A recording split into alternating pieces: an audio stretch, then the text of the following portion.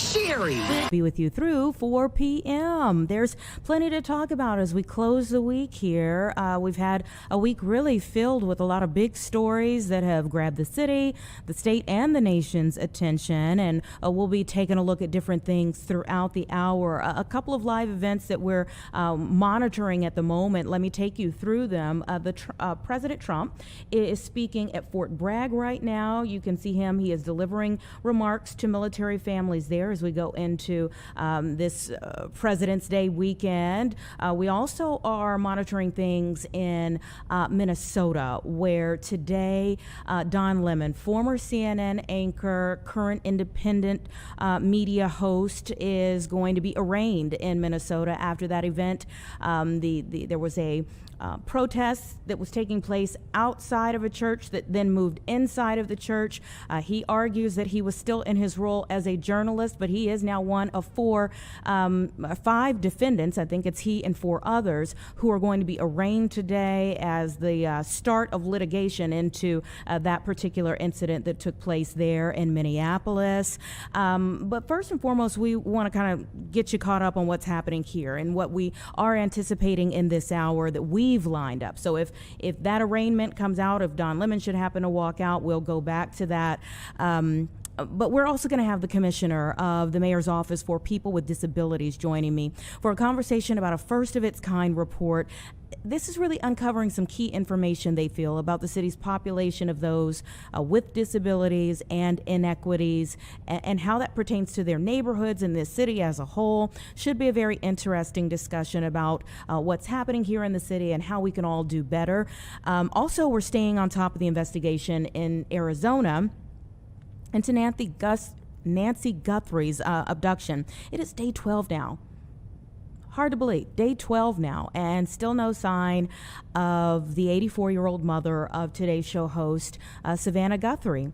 And today we're pulling back on our friends from TMZ to have a discussion about what they're getting and what type of information they've been able to glean in the last 24 hours, but really some of the contact that's been made with them too over the last 2 weeks, and whether any of that has been verified along the way. I think that's one of the really hard things about this particular case, is that it is so public that just verifying things has to be a big element in terms of time, trying to just sift through the things that can't even be verified at this point in time. So we're going to pull back on them to join us here on Chicago Live. First, I'm going to speak with the president and CEO of the group behind the first domestic violence shelter built in the city in more than a decade, on what they're doing to make survivors feel special, safe, and loved this weekend and throughout the year. Thank you so much to Rebecca Darr from Wings, who is joining me now. I appreciate your time. Thank you. I appreciate you celebrating our 10-year anniversary with us today. Absolutely. I love what you all do. I think it's so needed, so necessary. And it is a great time. It's always a great time, but it is especially this weekend a great time to remind people that love should not hurt, especially from a physical nature. You couldn't be more right about that. We are the largest domestic violence program in the state of Illinois. We actually have 2 safe houses. Our suburban safe house celebrated 20 years last year, and tomorrow on Valentine's Day, we will mark the 10-year anniversary of our city safe house that we opened on Valentine's Day in 2016, intentionally for that reason, that this is the day that you should get loved the most, not a day that you should be getting hurt. And so we will celebrate. We celebrate every year on Valentine's Day at our Wings Metro Safe House. One of our graduates started Operation Shelter Cupid, and we deliver dozens of roses to everyone who's living there. We bring food and we feed them, and we have a great party and just celebrate their safety and the start of their journey to the next great part of their life. I think it's beautiful, and especially emphasizing that there can be a next chapter for people who have the opportunity to step out of that situation while you can and start a new life. I think that's the critical piece of it, and Wings Metro has provided 125,000 nights of shelter to over 1,700 adults and children, most of those being children, to take that first step, that safety step out of domestic violence. Most people don't know that the most dangerous time for someone is when they're trying to leave the person who is causing the harm to them, because it's about power and control, and that individual is losing control over this person. So we keep them safe. It's 24-hour secure facility. And what's even more wonderful is we have around 200 homes and apartments that Wings either owns, holds a lease, or pays rent on to help people coming out of several shelters throughout the city to go into their own apartments and have long-term support to really get back on their feet financially and emotionally. And all of that is just so important. I think especially the longer someone is in that type of situation in their life. You know, when we talk about protecting survivors, I know you all don't give physical locations, but we do know, you know, this 10-year anniversary, it's for the Southwest side. Why have this safe haven on the Southwest side? Back in 2013, then Mayor Rahm Emanuel settled a lawsuit with a strip club for back taxes for $1.8 million. And at that time, there were very few services on the southwest side of Chicago. There are services on the south side, the west side, some on the north side, but it was a real vacant area. They also had some property that they were able to give to us for $1 that we could convert to domestic violence shelters. So it was truly a group effort with the city. We partnered with 2 other organizations in the city to make it happen. And it's a beautiful facility. It did not cost the $1.8 million we got. It cost about $9 million. The state got behind us. Our donors, our Philanthropy got behind us. The Chicago Bears got behind the project. We have the Chicago Bears playground at Wings Metro, and the Chicago Bears have been supporting Wings ever since then, with a large grant each year to help us feed all of our families throughout the year. Mm-hmm. And let's talk a little bit more about that. You know, when people are exiting a situation, you talked about how dangerous that moment, the exit in and of itself can be. It's not just the adult that, even though it's a very adult situation, it's not just the adult that you all are caring for. How does the care change for children? We see most of our adults, and we do serve men and women, and males of all ages, come into our shelter, to our safe house, with 2 to 3 children. So on any given day, we are serving more children than adults. And 25 years ago, when I started at Wings, we established a children's program. So we have a very comprehensive children and family services program, master's level clinicians who work with the children to help them heal from the trauma that they have witnessed, what they have endured. And children of all ages, including infants, have absorbed that trauma that has happened in the home where there was violence and screaming and yelling. So the children get individualized care to help them play through what they've gone through.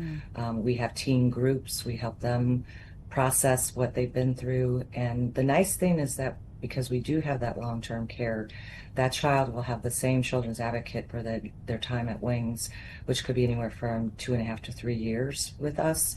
And that child has that constant person always advocating, supporting them, and helping them.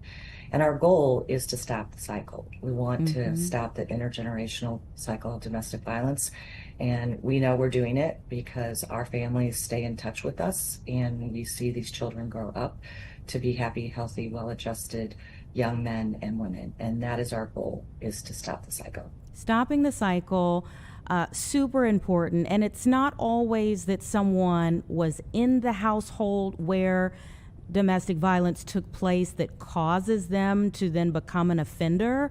Well, it can be the case, but not always the case. But I know February is Teen Dating Violence Awareness, and I would love for you to speak a little bit about that as well. When you think of teen dating violence, you often don't think of isolation. the first thing that a person who does harm will do is to isolate you, to keep you from being with your friends. The honey, I love you so much, you don't need to hang out with them anymore because you have me now. Constantly checking their cell phone to see who's texting them and who's calling them. And that isolation in the form of love, which we know it's not, it's a means of control, is the first sign that the relationship is not healthy, and it's going to only get worse from there in terms of potentially becoming physically harmful, and certainly emotionally harmful. And it's great crazy making for younger people and older people too. If someone tells you they love you, you're not, and when they say you have me, so you don't have to be with anybody else, it's not something you call the police with. And so we try to, in our teen groups, and we do teen groups in the community as well, and do presentations to help them understand what is a healthy relationship, and what is power control.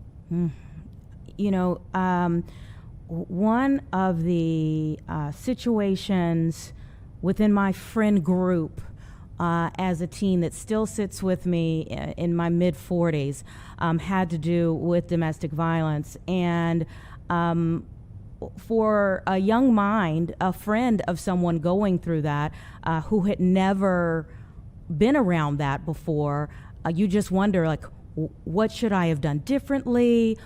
What I would think for a lot of young people especially, but even for adults, you know, if you have someone in your life who ends up in one of these situations, young or old, how should people support that person? What should people be doing? If you start to recognize some of those symbols, some of those things that the clear red flags, maybe to someone else, but they're not necessarily red flags to you. What should people do? Most important thing is to be supportive. Do not judge. They're going through something difficult. Maybe they're not aware of it yet, but to be a friend and just to say, whatever you need, I'm here for you. And I noticed that we don't get to see you very much anymore. Is there anything that we can do to help you? And encourage them to ask for help if they need it, and don't judge them. And if they say, I'm okay and I'm just going to stay in this relationship, that's really hard to do. Certainly if it starts to become physical, tell an adult what you're seeing in your friend and see if someone can intervene to help the young person. The schools are usually watching out for these types of things. The schools will call us and other domestic violence programs for help if they are experiencing something. But it is hard because the students are in the same school. And so there's a lot of barriers to ending those relationships. But as a friend, the best thing that you can do is just to continue to be supportive, even if you don't understand what's happening. And that's such a biggie, even if you don't understand what's happening, to make sure that they don't feel alone, I think. Tell me a little bit more about how technology or how an evolving society has changed how you all approach what you do. When someone comes into the safe house, one of the first things that is done is to help them search all of their belongings to make sure that there are no air tags. Air tags have become the number one thing that allows a person who caused harm to find their person. There's also cell phones turning off the location so that someone can't track their phone. And many times the best thing to do is just to turn off that phone altogether.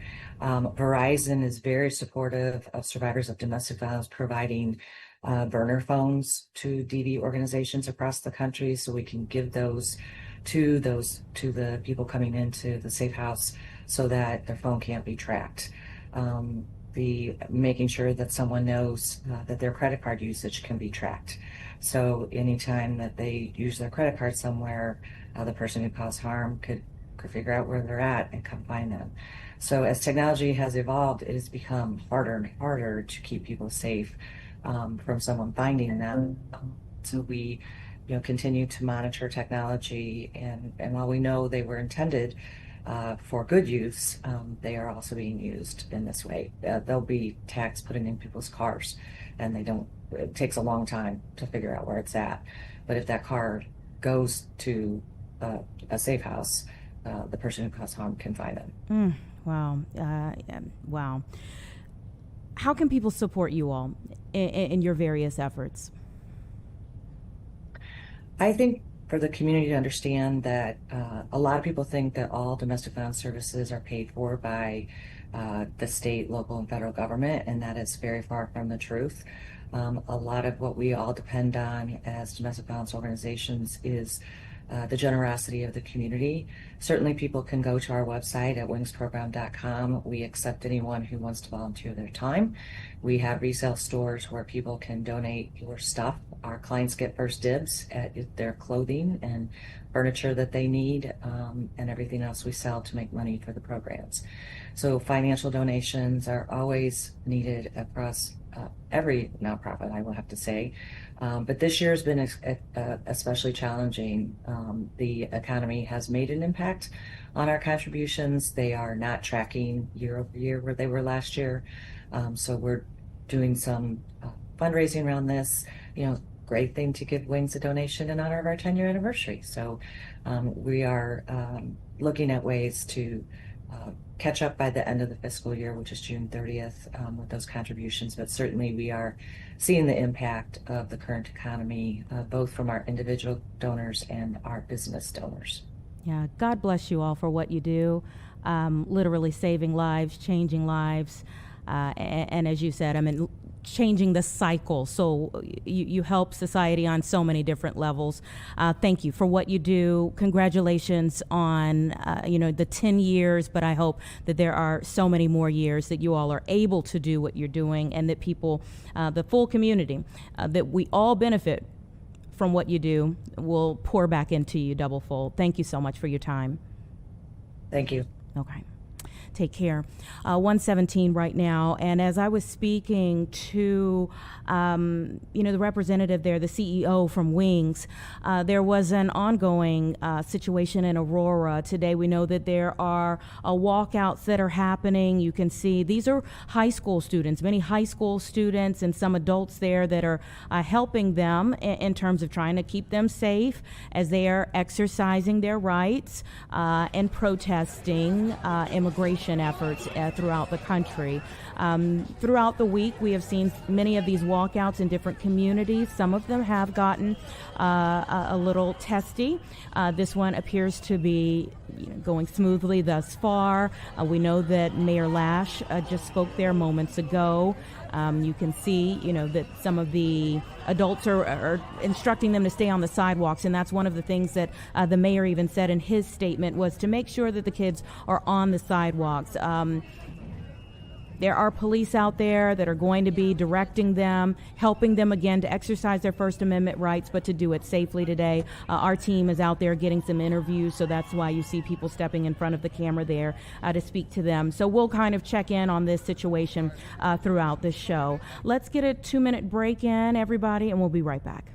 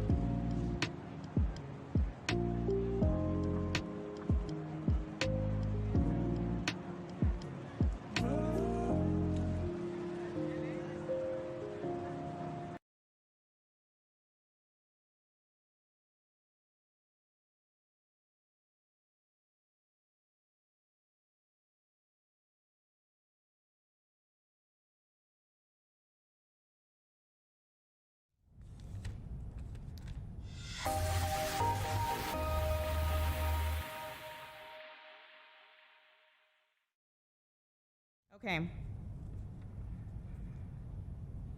All right, welcome back, everyone. 1:21 right now. Thank you so much for staying with us. So we are continuing to follow a few different things that are happening. Let me take you back to Aurora. We're going to go through a few things that are happening live right now, but I take you back here to Aurora. There are a couple of the students that are speaking there, and as they're speaking, I just want to remind you again how things have been handled throughout the week because many of the students have been protesting throughout the week, and some of that has become the subject of litigation even. We know that the state's attorney's office is now conducting an independent review of the February 9th walkout that took place in Aurora. The Kane County State's Attorney's Office says that they are doing this in connection with concerns regarding the allegations that excessive force was used by the Aurora Police Department during the coordinated student walkouts on February 9th.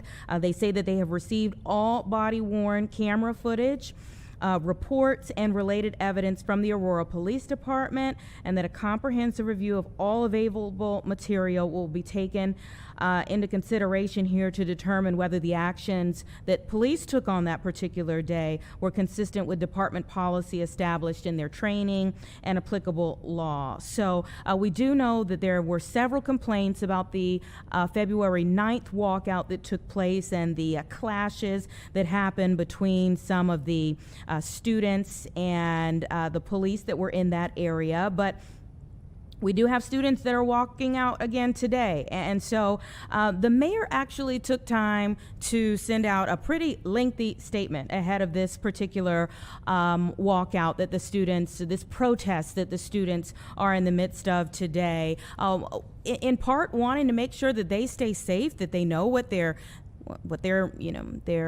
rights are, but that they also know what the laws are in terms of things that they have to do. So one, how the city can keep them safe, but also what they need to do in order to stay safe themselves. And so in that particular statement that he sent to us, and again, keep in mind, he just spoke with them moments ago. He was there moments ago speaking to the students.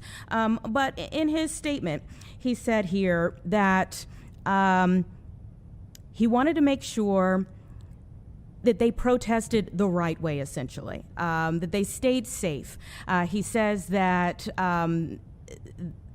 he wants to make sure that they are on the sidewalks, that they know that police are there to help them, to escort them, but that also they have to stay within some parameters as well. So you can see right now they are on the sidewalks. There are some cars that are going by, but this has stayed very peaceful thus far. So we're going to continue to monitor it as this progresses here. But again, earlier in the week, the protest that took place did end up with a lot of controversy there as to the involvement of police. The police are there to protect the students, to protect them as they are exercising their rights, but there are things that the students also have to do in order to not have those clashes with police. There are a lot of questions as to how far things ended up going between the students and the police earlier in the week, and again, the Kane County State's Attorney is now investigating that as we have another walkout that's happening, but this one has stayed peaceful thus far, and we certainly all hope that it remains that way. Let's also take you to Minnesota. I told you that that was another situation that we were monitoring here as well, and you can see this is just the camera setup outside of a courtroom here. At any point in time, you can see that there are several mics sitting out in front of that courthouse. We're expecting that former CNN anchor and current independent host Don Lemon and several other defendants will exit out of there after their very first arraignment. This is, of course, all connected to an incident that took place several weeks ago where there was a protest outside of a church in Minneapolis during the heightened efforts there that were taking place in Minneapolis. That protest then went inside of the church. Don Lemon says that he still was acting as an independent journalist when he was going up to the church's pastor and others asking for interviews. The Trump administration argues that he, by going in with the other protesters, then in fact became a protester. And, so this lawsuit was filed by the DOJ. So they are in federal court here, facing 2 crimes: conspiring to violate someone's constitutional rights, because of course a church service was going on, and violating the FACE Act, and that prohibits the use of force or threats to intentionally interfere with someone expressing their First Amendment right to practice religion. So again, going back into the fact that it was a church service that was taking place there. The protesters that went in on that particular day, they went in looking for one of the ministers who serves there, who is also a federal agent. Okay, so again, there were ramped up federal immigration efforts in that area. The protesters found out that a minister at that particular church is also a federal agent who was on the ground during that time. And so they moved that protest into the church during the service, and all of this has now ended up in federal court again. So it is Don Lemon and I believe 4 other defendants who are being arraigned today. And when they come out, we do anticipate that one or several of them or their attorneys may take to the mic and make some statements there as they are fighting these charges. Again, Don Lemon says that he was acting still in his capacity as an independent journalist there on January 18th when the protesters went inside of that church. And then we're also monitoring things on the East Coast. We know that President Trump has been speaking this morning at Fort Bragg. That speech is now over, but you can see just inside, moments after the rally, some of the military families, military members that are still just kind of milling about in that particular area. President's Day, of course, is Monday, and so we do expect that the president will be very busy over the course of this weekend, not just because it's Valentine's Day, but again, because President's Day is on Monday. So he made this stop there at Fort Bragg to speak to military families at Fayetteville, North Carolina, to thank them for their ongoing service, both here at home and abroad. All right, it is just about 1:30, everyone, so we're going to take another 2-minute break here, and we'll let you know where we're going from there on the opposite side of it.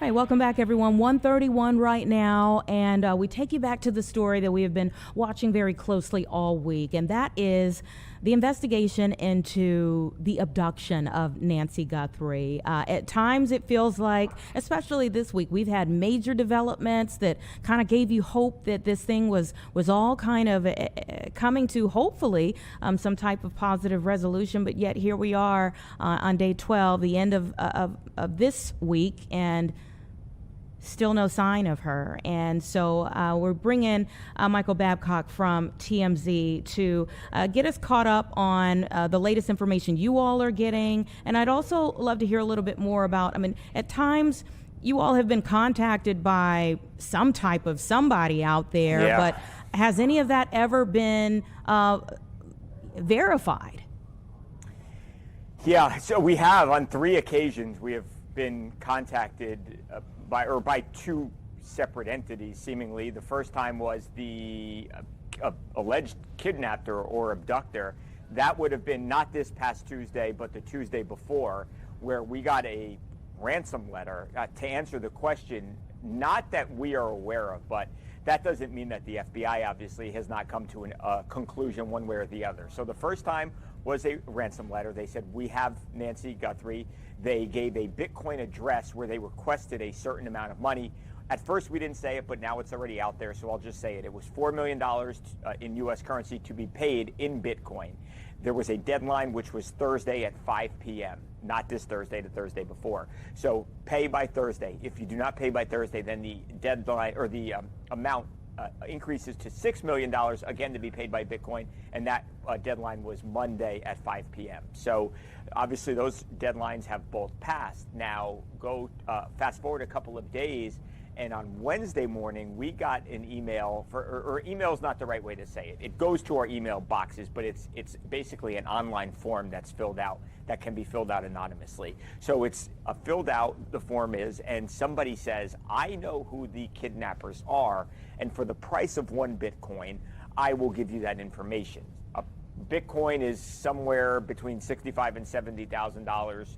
That's where it's been the last couple of days. That happens Wednesday morning, 4:54 a.m. to be exact. And then the next day, that same person contacts us again. We know it's the same person because they, or strongly believe at least it's the same person, because they had a Bitcoin wallet or an address that you could deposit Bitcoin into, and it was the same on Wednesday as it was on Thursday. So Thursday we get contacted too. The person says, this is my second and last time that I'm trying to help. That's how they phrased it. And they said, again, give us that Bitcoin and we will tell you who has Nancy Guthrie.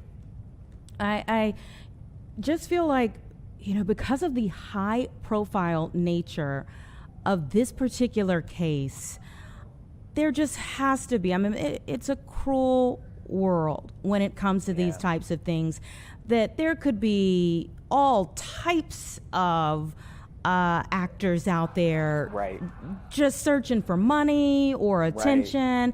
And no, I think about how much time would have to go through to sift through all of that. Right, yeah, no, that's the real sad part about this. I mean, aside from it just being an absolutely horrible thing, I mean, you can imagine, the Guthrie family obviously knows about all this. They have the ransom letter that was sent to TMZ. TMZ immediately turned it over to the sheriff and to the FBI. The FBI gave it to Savannah's family. And I mean, just the added pain to have to read this, it's awful. So to think that somebody is trying to potentially take advantage of a situation like this in their worst possible moment, it's just, it's terrible. It's horrible. I don't even have the right words to describe it.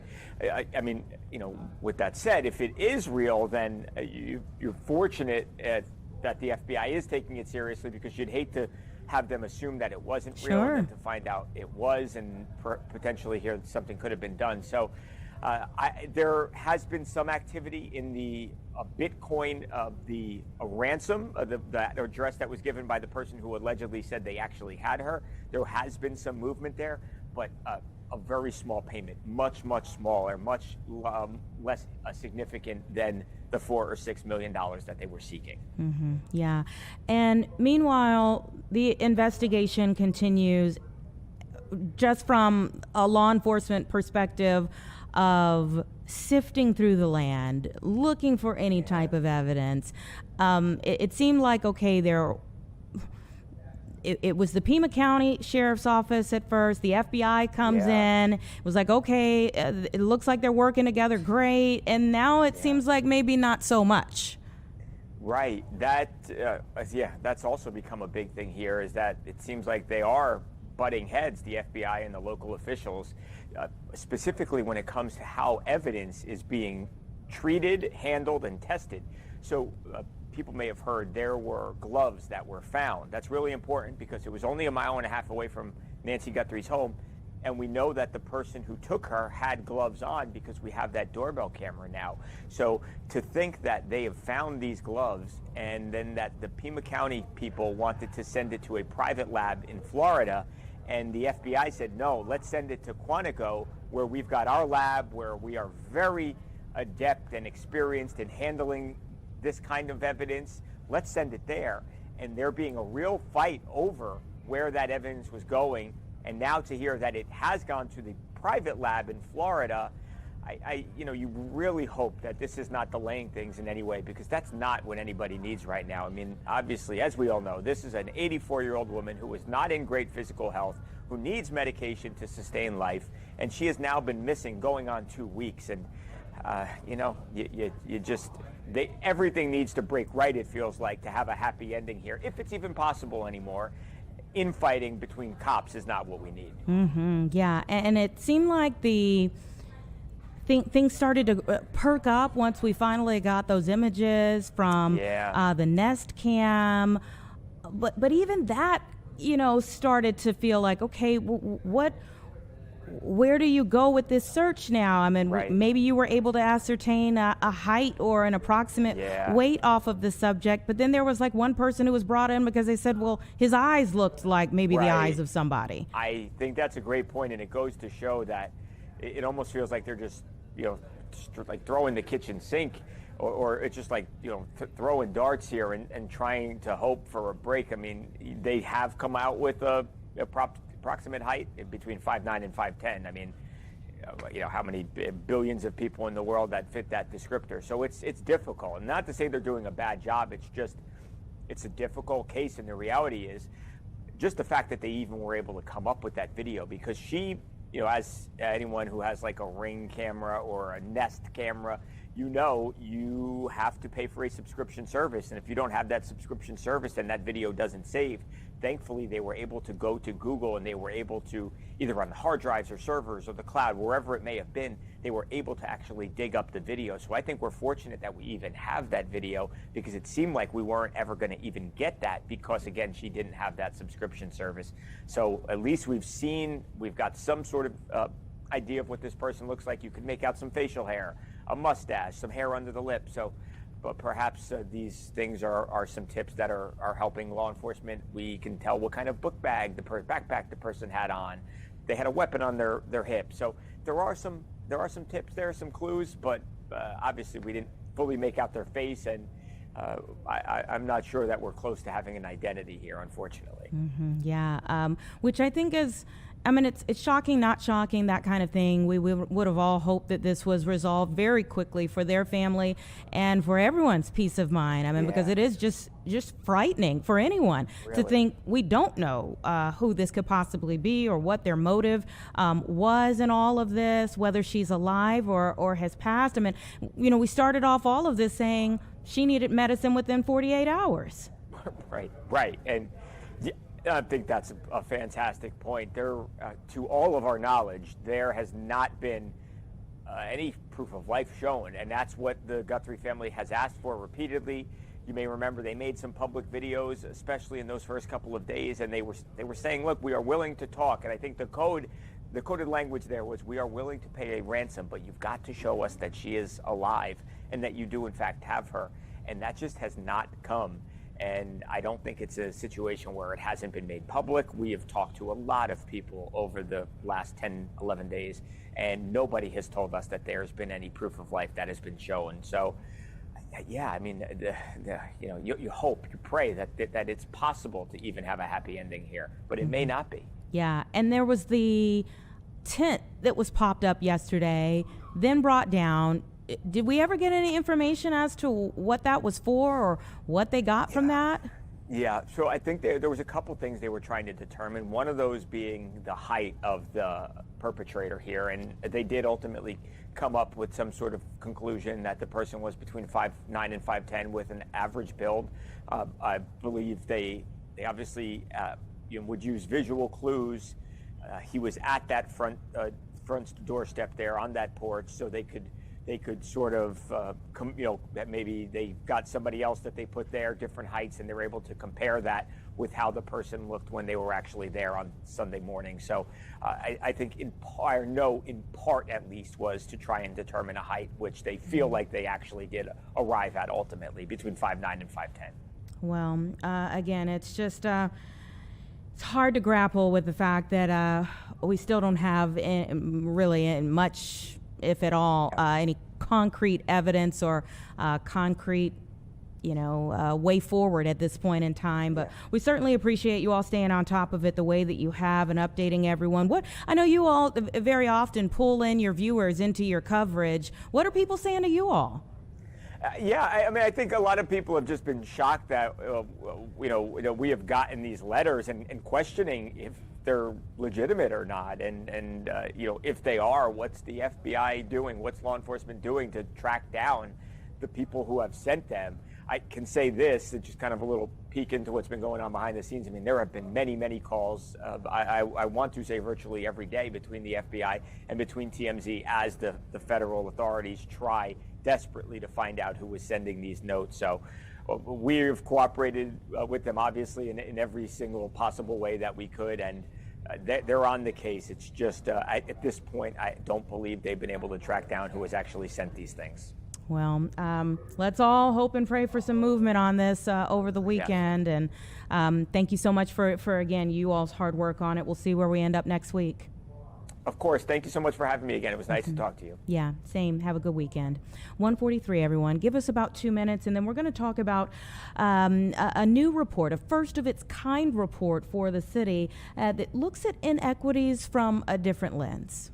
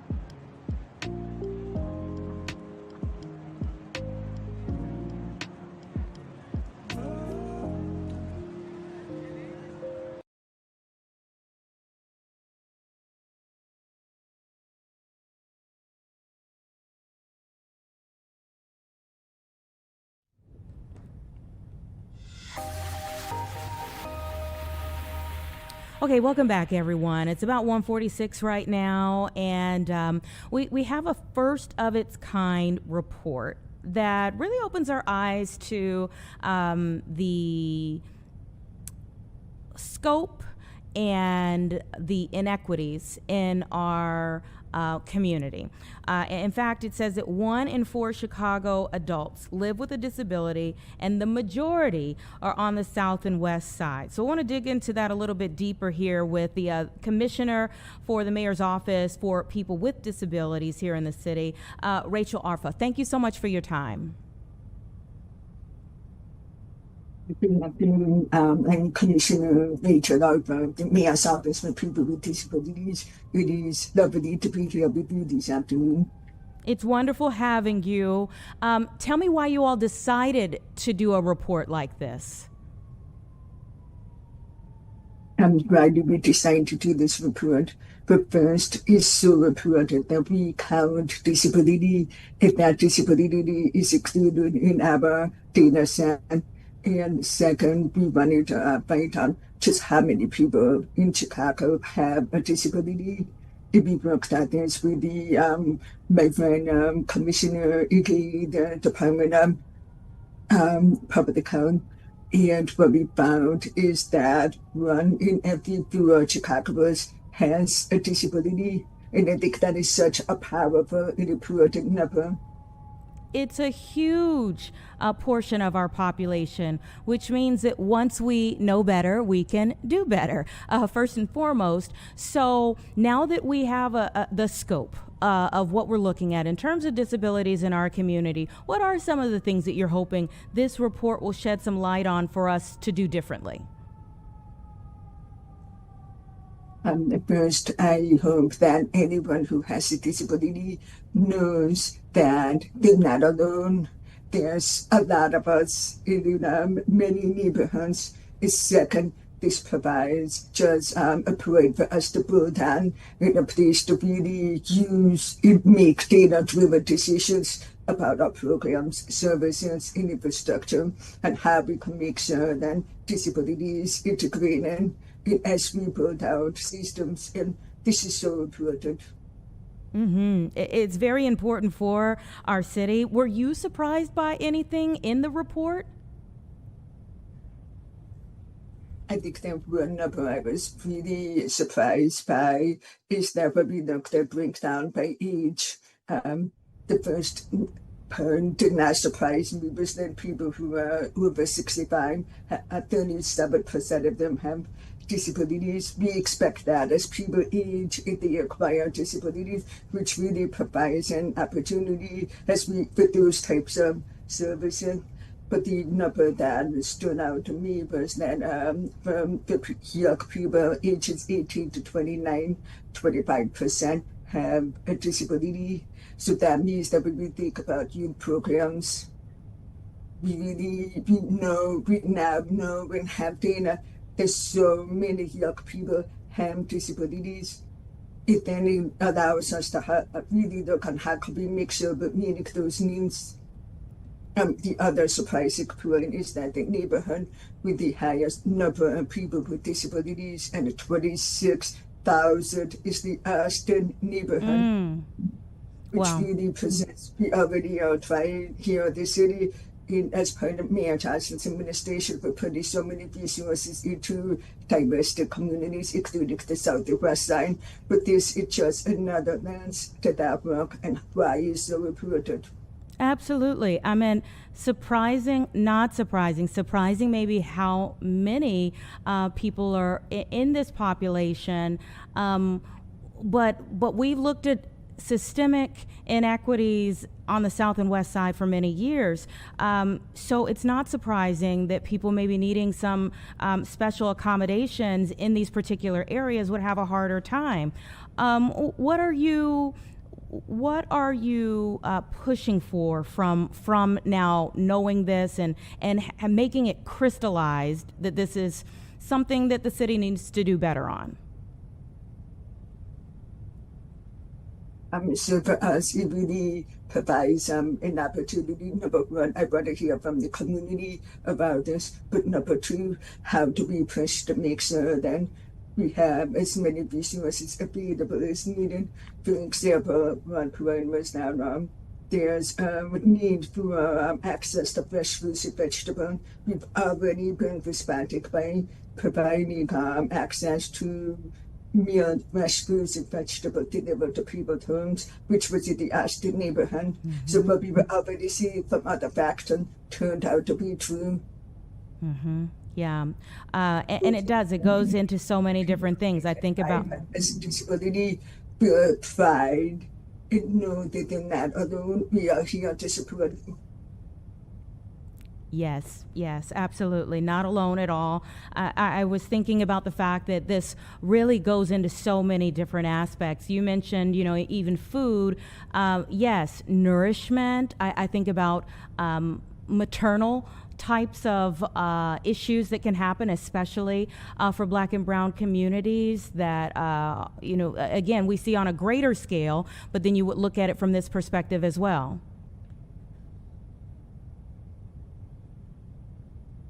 Yes, definitely. It's really every part of our neighborhood is so reported. We're going to make sure that we are looking at where the opportunities are to continue to build. Well, thank you so much for your time. I certainly appreciate you taking the time, one, to do this report, two, to join me to speak about it, and to let people know, yes, they're not alone, and that the city sees them, cares for them, and that they have an advocate in you. Thank you. Thank you so much. And thank you to our beautiful sign interpreter as well. You all take care. Have a good weekend. Beautiful, both of them. And I'm glad that we have people who are working on this type of report and looking at the issues from this lens as well. It's 1:53 right now. We did have some activity at that courthouse in Minnesota that we had been monitoring. Let's listen into this for a bit. These are the defendants who were charged from January 18th going in a Minneapolis church that are now getting out from their first arraignment. In the state of Minnesota and across this nation. So Kristi Noem must go. Now!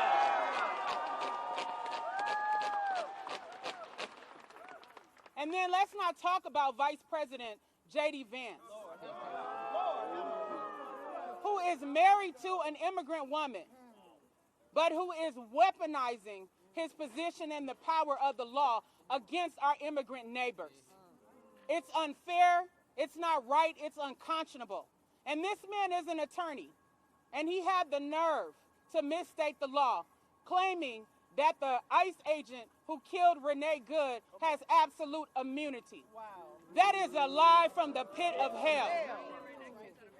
If you are going to be in a position of power, then you need to respect the rights of the people, the rights of the Constitution, and our democracy.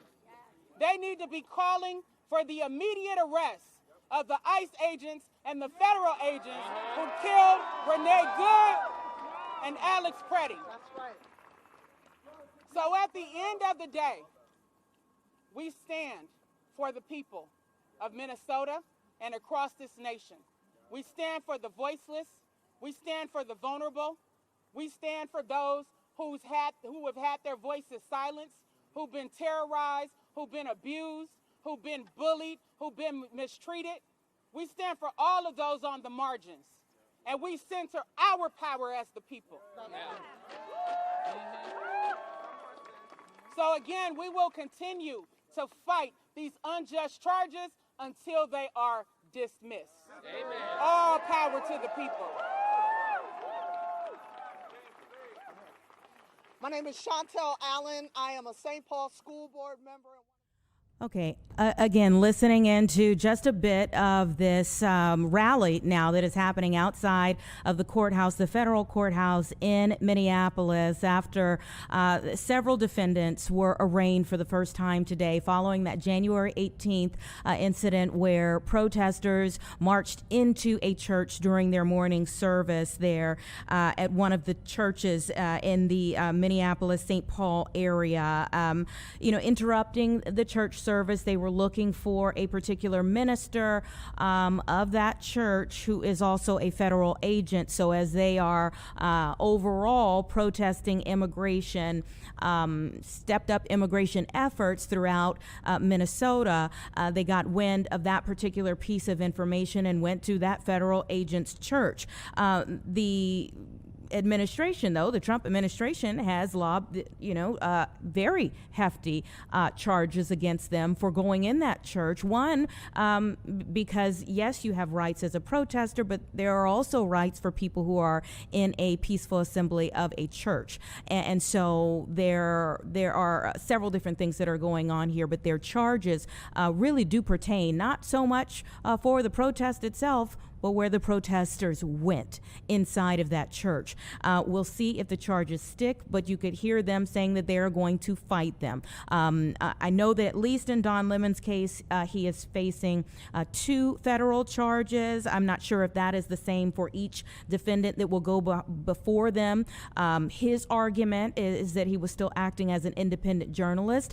There are several others who are activists who would not fall under that category, but they have all pleaded not guilty, in part to conspiracy against the religious freedom at a place of worship, and also injuring, intimidating, and interfering with the exercise of the right of religious freedom at a place of worship. So again, they are all pleading not guilty. We'll see where these charges go, but they have all said that they are ready to fight them, and still calling on the Trump administration not just to go after them as activists or a journalist, but to also hold ICE agents themselves accountable for many of the things that took place in that community over the last month. We do know at this point in time that Director Homan has called for a complete drawdown. At first, it was about 1,000 agents, and now he says that after some agreements have been made, that all of the agents will be leaving that area very soon. So, so much happened in the month and a half or so that they were there, but it does look like things have at least, really calmed down quite a bit from their height. It's 1:58. Let's take a 2-minute break, and then I'll set you up for what you can expect in our 2 o'clock hour.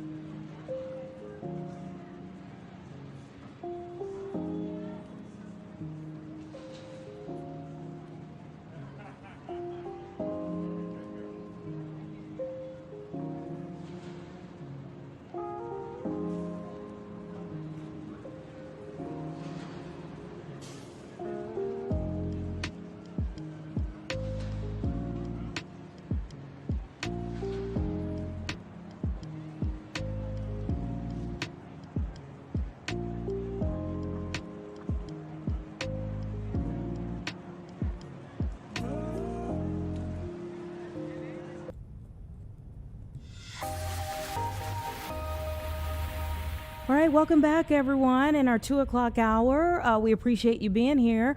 You know, we have, even just in the last few minutes, we've been getting in some new conversations that have been added to what we're anticipating for this hour. So I'll tell you now, we just found out about a river rescue that took place, and the producers have been able to get them on the line. And so we're going to talk about what took place out there on Lake Michigan and the Chicago River just a short while ago. That should be around 2:45, so hang on with us for that. Also, hopefully we'll get an update on our weather outside. You know, the thing about it is, we were saying when we found out about the river rescue, what if that had happened a week or two ago? I mean, it's still cold outside for sure, but it's warmed up quite a bit from where we were just a couple of weeks ago. So thank goodness that we're talking about a rescue and not a recovery at this point. We're going to talk about homeschooling. It seems to be an option that more and more parents are leaning toward right now. That's not my words, there are some statistics to back that up, and we're going to talk a little bit more about that. Also, we're going to go out to our friends with our sister station in Washington, D.C. They have been following one of the stories that so many people across the country have been shocked by and paying attention to over the last several weeks about a heinous act that took place between a man, his wife, an au pair that they had hired for their home, and the person that the man hired to come in and kill his wife. There was a sentencing today for the au pair, so we'll catch up with them to get more updates in terms of what is happening now with that case overall. First, though, we've got to start with some pocketbook issues here. We knew yesterday when we looked at the big board, when we looked at the stock market, there was a lot of volatility. There has been over the last several days here. And one of the key indicators where you can look and see, look, we started off with that volatility again, but look where we have gone, right? This time yesterday, we were just seeing red. So things are looking pretty positive for today thus far. But what we saw yesterday, we knew that one of the indicators was that a lot of the investors were waiting on a key economic indicator that would come out today. We have that, and Stephen Cates with Bankrate Financial is going to join me now to really lay out what we're seeing in this latest report, the inflation information that came out this morning. Thanks so much for coming back on the show. My pleasure. All right, what are your thoughts? Give us an overview of what came out and your thoughts on them. So I think overall, you know, the headline number, the 2.4% annual inflation is lower than where it was just a month ago. We dropped from about 2.6.5% down to about 2.4. So that's progress, and that's good. We're making some incremental movement towards the 2% target that the Fed wants to hit. We may take a little while to get there. It's probably not likely that we'll hit that target in 2026, but we're getting closer.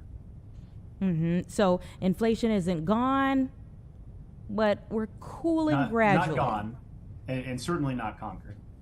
Yeah, not gone, not conquered yet, but maybe making some positive progress. We are making progress. Now, there are some segments of the report that are a bit concerning.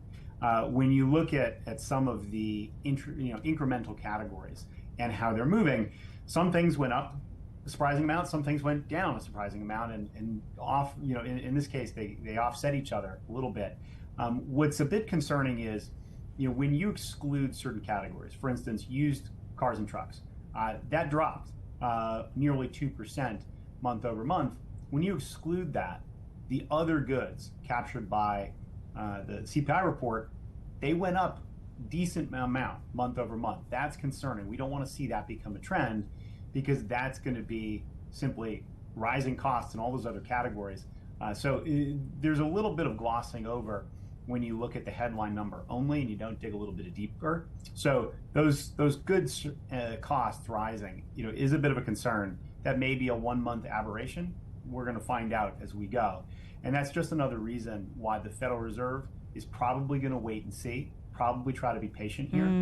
The jobs market and we got data on that earlier this week, demonstrated that we actually have potentially a much healthier job market coming into 2026 than we thought. It was a nearly double the expected amount of new jobs created in January. And so that gives the Fed a little bit of time to kind of sense where things are going and what the trends look like. Yeah, but I feel like even with the jobs report that came out just a few days ago, there was very similar language in terms of the fact that the overall was positive, but there were some things even in there that were concerning. That's fair to say. I think that you know any of these reports, you can look at them and you can find things that aren't necessarily ideal.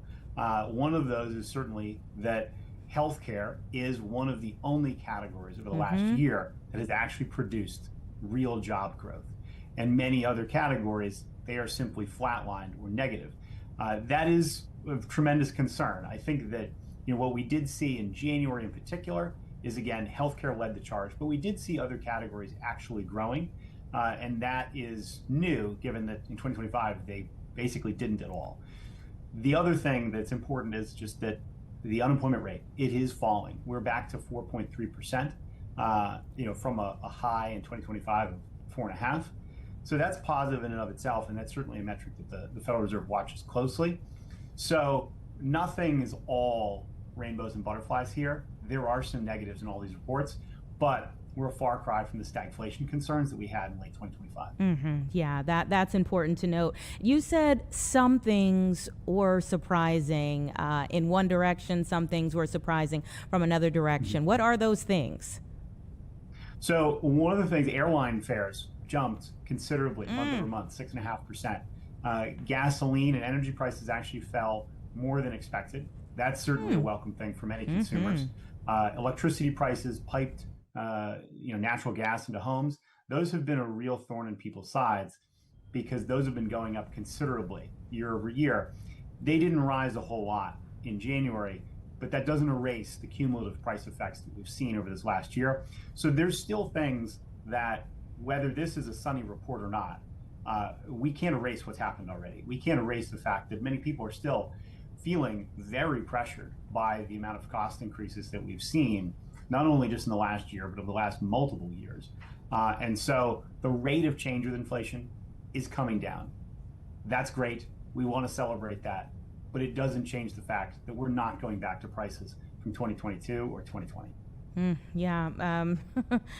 Oh, the days. No, I'm playing.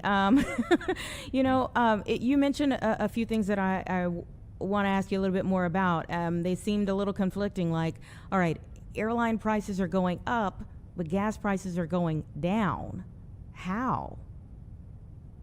Well, that's going to be a bit of an intricacy to the airline industry, and why and how much they may move their fares. That has a whole lot to do more than just fuel costs. And so there's certainly some pricing power involved in the amount of demand for travel. And that's something that we've seen quite a considerable amount of. People are still traveling a lot, and we could even look to Delta Airlines in their most recent earnings report. They talked about the fact that they made more money from premium seating than from the entire rest of the plane and economy. So there is a lot of demand for the higher end airline travel. On Delta, I'm sure that is probably similar across many other airlines. Those luxury elements, travel experiences, demand is off the charts. And that's one of the reasons that we're actually continuing to see relatively robust economic growth. Aside from, leave AI out of the question for the moment, there's still a lot of demand, certainly from wealthier households, households with higher income. Not necessarily the case, people on the bottom half of that scale, but airlines, travel, cruises, things like that, people are still out there spending. Well, that perfectly segues into the next part of our conversation, because this says collectively Americans now owe $1.28 trillion on their credit cards, living the good life. Tell us a little bit more about that. So I want to just sort of set the stage here. That's a huge number, 2.8 trillion. Wow. When you scale that to the amount of household wealth and the rate that household wealth has grown, that's actually not that concerning at all. It sounds really scary because it's a big number. anything in the trillions is a massive number. But U.S. household wealth in the U.S. is now close to $160 trillion. So, that is what, somewhere in the neighborhood of 1.5%, something like that. Somebody can pull a calculator on me to square that, but that's just not that large on the whole of the U.S. economy. Now, it's the individuals that carry that. That is concerning. When you think about only the fact that just about 48% of people carry balancing credit cards, and they're the ones who should be concerned about the balance they carry and how much they're in debt, because they're also the same ones who are most likely to be delinquent. Yeah, I mean, Americans ending 2025 more in debt than ever before is like, my goodness, how do we get back on the good foot? This is pretty steep. Well, it's important to look at that in the context of percentages, not just as a whole number, because of course those numbers are going up. Costs are higher, and so debt goes up. But as a percentage of total household wealth, total household disposable income, we are considerably better off than we were 10 or 15 years ago. Debt and leverage ratios are a fraction of what they were in 2008, 2009. Obviously, they were very bad then. That's why we had a financial crisis. They are not nearly that bad today. And so, yes, those are all big numbers, but they, in my opinion, are not concerning at all. Okay. All right. Well, we know that the Federal Reserve will be meeting again. Is it next month, right? Yep. They'll meet in March, and then they'll meet again in April, June, July. But by June and July, we'll have a new Fed chair. Were you surprised by the selection of the new Fed chair? I would have been surprised by the selection of any of those that were sort of in the nomination running here. There wasn't any indication of who was going to be picked. So I am a little bit surprised at who it is, but also not surprised that we didn't have any indication of who it was going to be per se. I think this is played pretty close to the vest. And we'll have to see how Kevin Warsh does. There's certainly a lot of considerations about, his time at the Fed back over the financial crisis, his speeches and his criticisms of the Fed since then. It's a different story when you sit in the seat and you have to do the work. But again, I'd say he is one of 12 people deciding what interest rate policy is going to be. And he is going to have to actually earn the trust of his colleagues and the people on the Federal Reserve Committee who are going to make these decisions. He won't be able to just muscle them into whatever position he wants. Well, time will tell, but things are certainly moving along this year. So thank you again for helping us to make sense of the new information that just came out today. You can expect a call from us again soon. Sounds good. Have a great day. All right, you too. 2:13 right now. Give us 2 minutes and we'll be right back.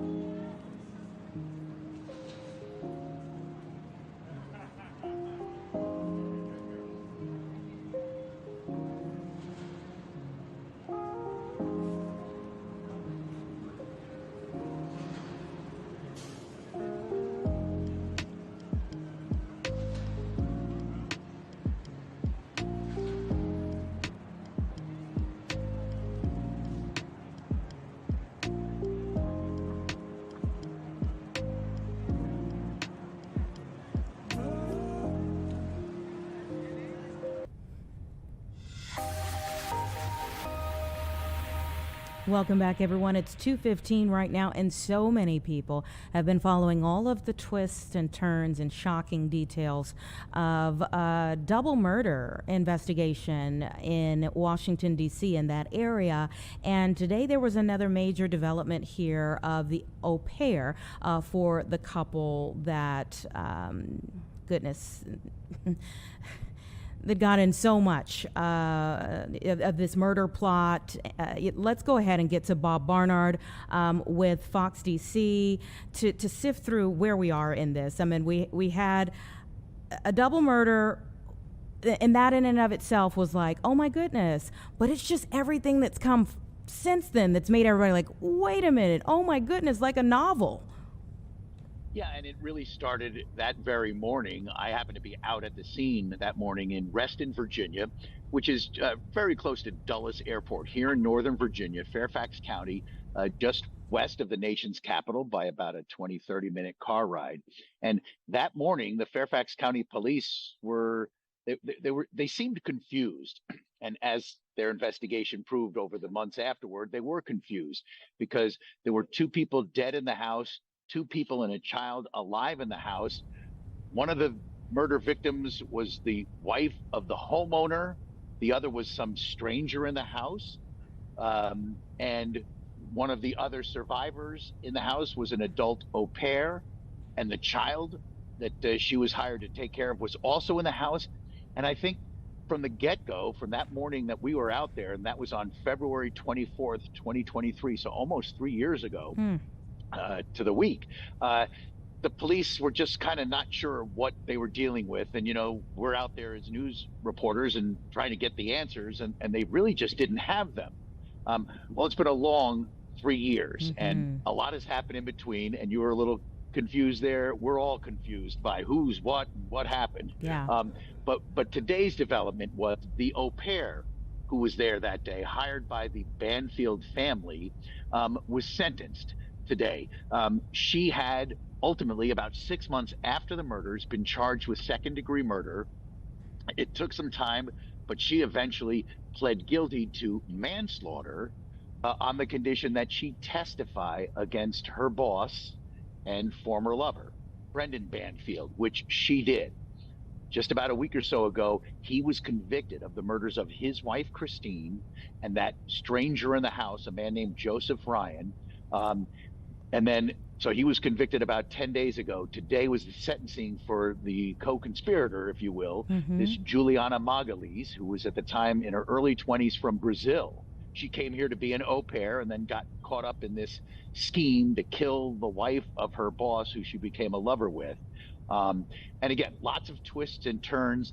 He has been convicted, Brendan Banfield, who was at the time of the murders, an IRS agent who carried a weapon. He was an IRS investigator. A lot of federal employees and workers in this area. He was one of them. So he'll be likely to be sentenced to life in prison in May. But today, his former lover, co-conspirator in this case, she, who had pled guilty to a lesser charge, manslaughter, was hoping to get time served. She's already been in jail for about 2 years and 5 months, so just under 2.5 years. The Commonwealth's attorney, so we don't have a district attorney here, we have what they call a Commonwealth's attorney here. The prosecutor and her defense came up with a recommendation for the judge, a judge named Penny Asgharati, who oversaw the Johnny Depp trial in this same courtroom, same courthouse. Anyway, they together, the prosecution and the defense, had made a recommendation that Juliana get time served. She's already been in jail for almost 2.5 years. She was crucial to the investigation and the trial against Brendan Banfield, the mastermind of this whole scheme. But the judge today, this Penny Asgharati, said no, she could have stopped it at any time. She pled guilty to shooting the stranger in the house, helping to kill him. And no, you're going to get the max, which is 10 years. So we all kind of believe that the judge would likely go along with even the prosecution, allow the au pair to, sometime in the coming days, be released under the agreement that ICE would send her back to her native Brazil.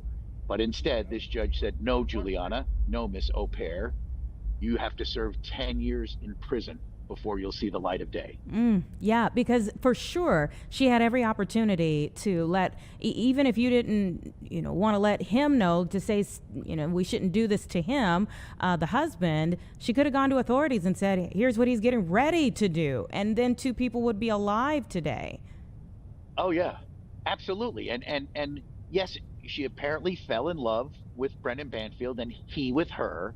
He testified during his trial that he had past affairs, had a prior au pair that he didn't admit to having an affair with, but past affairs. He claimed that his wife, Christine, who was a registered nurse at a ICU in one of the big hospitals in this area, that she had past affairs, but her family was all like shaking their heads in the courtroom. No, he's lying. I mean, he clearly lied on the stand about a lot of stuff, but he admits to having had past affairs and apparently told his current au pair, I don't want to divorce Christine because I don't want to have to share custody of our daughter, who was 4 years old at the time, and I don't want to have to pay alimony. I want to get rid of her. But because he was a federal agent, he thought, according to her testimony, which helped to convict him, he thought that hiring a hitman would spin out of control and it would come back to him. So let's come up with this crazy scheme to bring in someone from a fetish website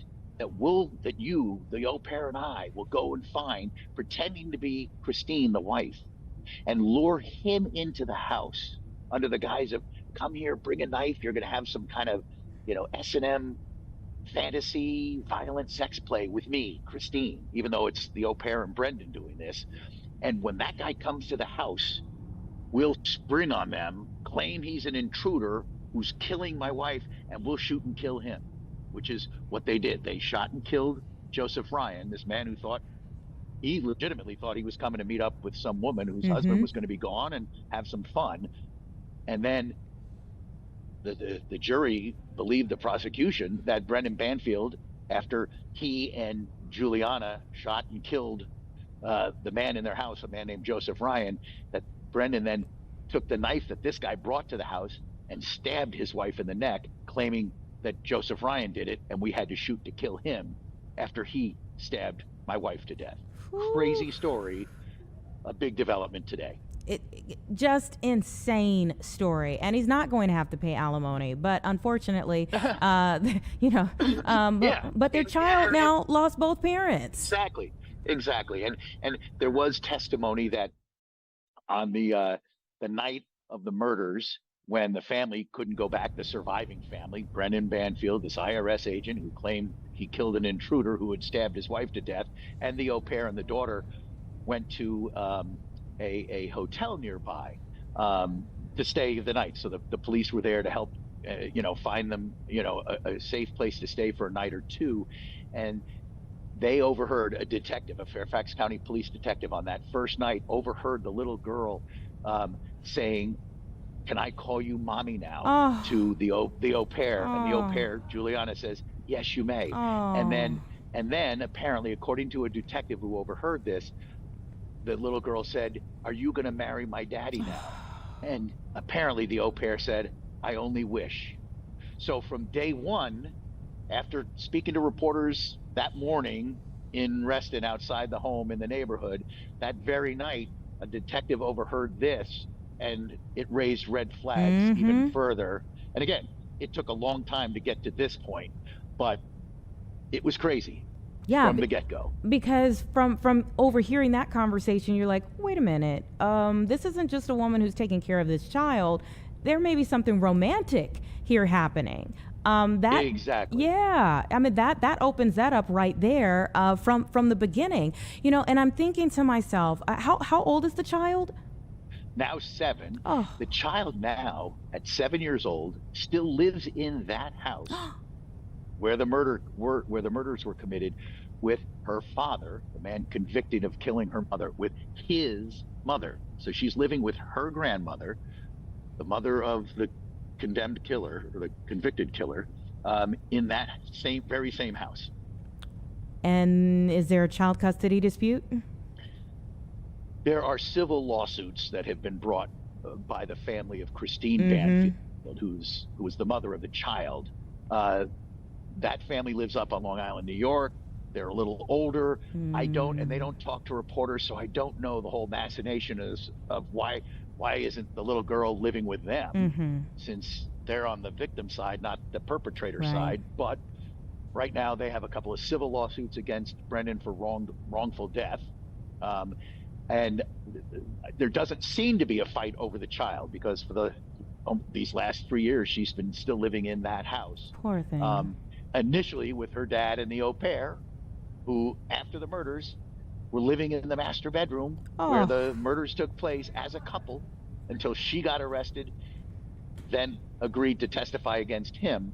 But when he was arrested, his mother, who was very much in the picture, stayed in the house, and that's where the little girl now lives. Bob, this is a whole movie. Sorry. This is a lot. You've worked in that market for a while now. You've covered a whole lot of things. Where does this rank among the craziest stories that you have followed? It's in the upper half. I've been here almost 30 years, so I've covered, 9/11, the snipers and all.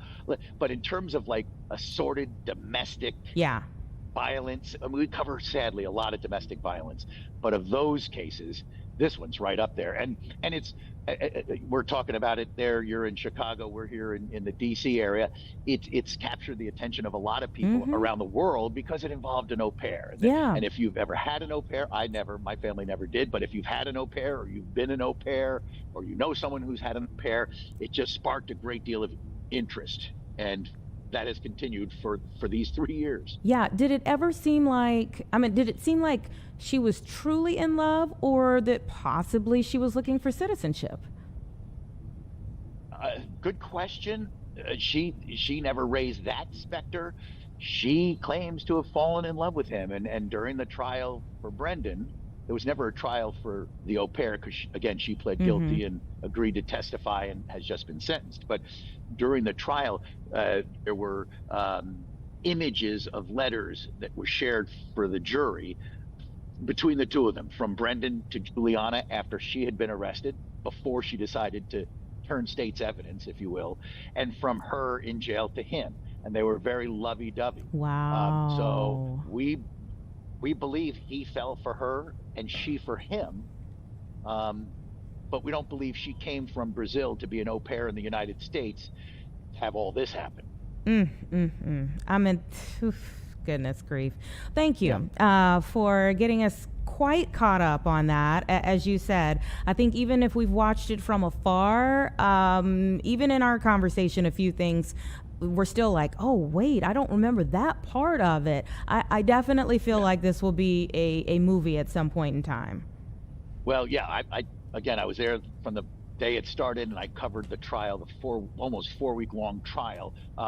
Part of the testimony, when Juliana was on the witness stand testifying against Brendan Banfield, his attorney brought out the fact that she's been getting some money and is trying to strike deals with independent television producers to tell her story for a lot of money. So you nailed that one. Yeah, yeah. It's all sick, quite honestly. I feel for the little girl, the innocent little girl in all of it. Absolutely. Thank you so much, Bob. We appreciate your time and My your pleasure. Great reporting. Thank you. Thank you. My. It's 2:30. Let's take a break to woosah for a bit before we move on.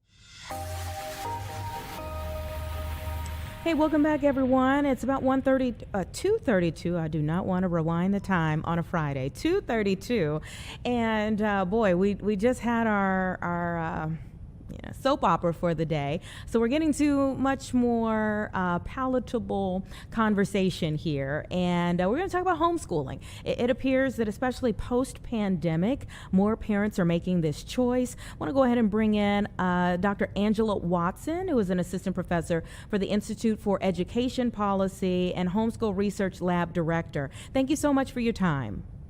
Hi, Perry. Thank you for having me. It's Anita. Perry's the producer who booked you. She's standing right here, though. She says hi as well. So let's talk a little bit about these numbers, these new numbers, and your thoughts on them. What are you? I mean, pre-pandemic to post-pandemic, why do you feel we're seeing this shift? So homeschooling is growing across the country. We don't have really great numbers on Illinois because you don't collect and report the data. But nationally, we saw homeschooling growing prior to the pandemic and then kind of flattening out. And then during the pandemic, of course, there was this huge growth in homeschooling. And folks thought it would kind of settle out after the pandemic, but that is not what we've seen. It continued to grow even after the pandemic nationally. And then last year, we saw a 5% increase in the number of families homeschooling across the United States from the prior academic school year to this academic school year. The reasons are complex, right? So we think it could have been obviously because of COVID, during COVID and the shutdown of schools. Also, families saw what was occurring in the schools, or maybe their kids weren't doing particularly well with online learning. And so families were moving into homeschooling for those reasons. There was also a lot going on at that time with Black Lives Matter, and we saw increases in homeschooling in both the Black and Brown communities that outpaced growth prior in those communities. And so there's just a lot going on at the same time that could have been driving some of this growth. Of course, the pandemic couldn't have influenced the growth last year, right? So we think that families maybe are just more willing to do online learning. They're more willing to have different options. Hybrid work, of course, probably is making a difference. Remote work for families that is removing barriers to folks who thought about homeschooling before, but maybe couldn't figure out how to make it work for their families. But I just feel like I spoke to so many of my girlfriends who grew in a greater appreciation for teachers in school after doing online learning and trying to teach their kids a little bit more from a parochial standpoint during the pandemic. And they were like, yeah, I'm not cut out for this. Thank God for the teachers in a school setting. Send them back. Right. Yeah. So definitely, homeschooling is often framed as a rejection of traditional schooling and particularly traditional public schooling, but that's really not what we find in the data. Most homeschooling families, or about 40% of families who homeschool at least one child, have another child in that same household attending a traditional school. Most of those are in traditional public schools. So it is not necessarily that families want to, have some great need to homeschool their children by and large, but maybe to meet the needs of particular children. And so it's not really a rejection of traditional schooling. Also, there are all sorts of online resources for families now that there maybe weren't before.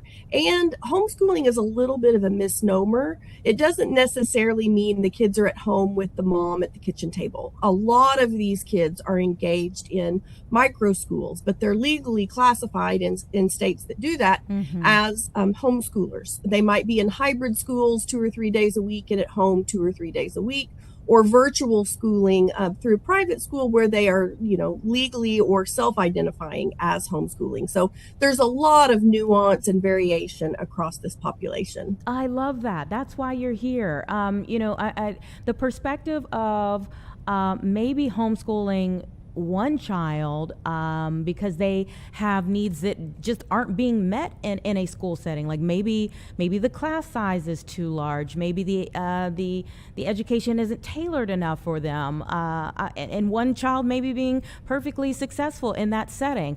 That's something I think most people wouldn't think of, that like one child may be in that traditional setting and the other child may be in a different setting. Let me ask you this. Do you also think from a safety standpoint, I mean, unfortunately, obviously we hear about school shootings and things of that nature. Do you think that also plays into why we've seen a shift over time? Yes, it absolutely is. So the number one reason that parents give for their decision to homeschool is that of safety. And this is off a nationally representative survey, and it doesn't really dig into what do parents mean by safety. But we can assume, during the pandemic, they were worried about kids getting COVID, or they were worried about bullying. Families are worried about racism, certainly the gun violence in schools or just in general. And it doesn't necessarily mean that families have actually had that happen to them, and so then they're moving out. But a lot of the fear around those things can be a motivator as well. We also see that there are large concentrations of families who identify as having a child with special needs in homeschooling. In fact, the scenario I had described earlier, we call it mixing, where one child will be in homeschooling and one sibling in that same household is in traditional public schooling.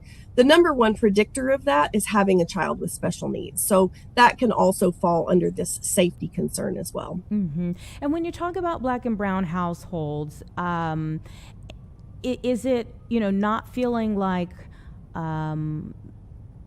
education or the educational system is culturally reflective? And maybe even more so as time goes by, or even less so as time goes by, that, is this like, okay, books are being taken out, this is being changed, you can't learn about certain things in school, so I'm going to teach you at home about these things? Yes, that's absolutely true, particularly with the brown community, right? So the Hispanic Latino homeschool community has really been growing. They're growing at a lower rate than the Black homeschoolers, but they make up a larger percentage of our population. And so they're a large group. And in speaking with them, they say that, they homeschool for a lot of the same reasons as everyone else. And then they add to that this desire to really protect their culture, to pass that on to their children. And then also the language is part of their culture. And so they really want their kids not to just have Spanish class once a week, but they really want them immersed in their language and their culture, and to learn about that as part of their school. That the traditional curriculum in public schools may not fully incorporate all of that. Yeah. What are maybe some other misnomers that people have about homeschooling, especially in 2026? So some of the common stereotypes are, that homeschoolers are driven to do this thing by some strong ideology. And that is certainly true for some homeschoolers. Often that, the rhetoric around that is that it's for religious reasons, or that it's political points of view. But really what we see in the data, and particularly now, right? And so this was data from last year, is that homeschoolers look very much like the broader population. They have varying political points of view. 30 to 40% of them identify as liberal or Democrat. We see variation in religious points of view or religious practices, with up to 30% of folks who homeschool not attending religious services at all. So there's a lot of variation in these families, and they really just look like everyone else. Mm-hmm. And how do you see policy shifting to embrace it? Is it shifting to embrace it at all? I mean, I know we have conversations about, say, athletics for students who are homeschooled, but like, how do you see policy shifting, if you see it at all, for this increase that you found in homeschooling?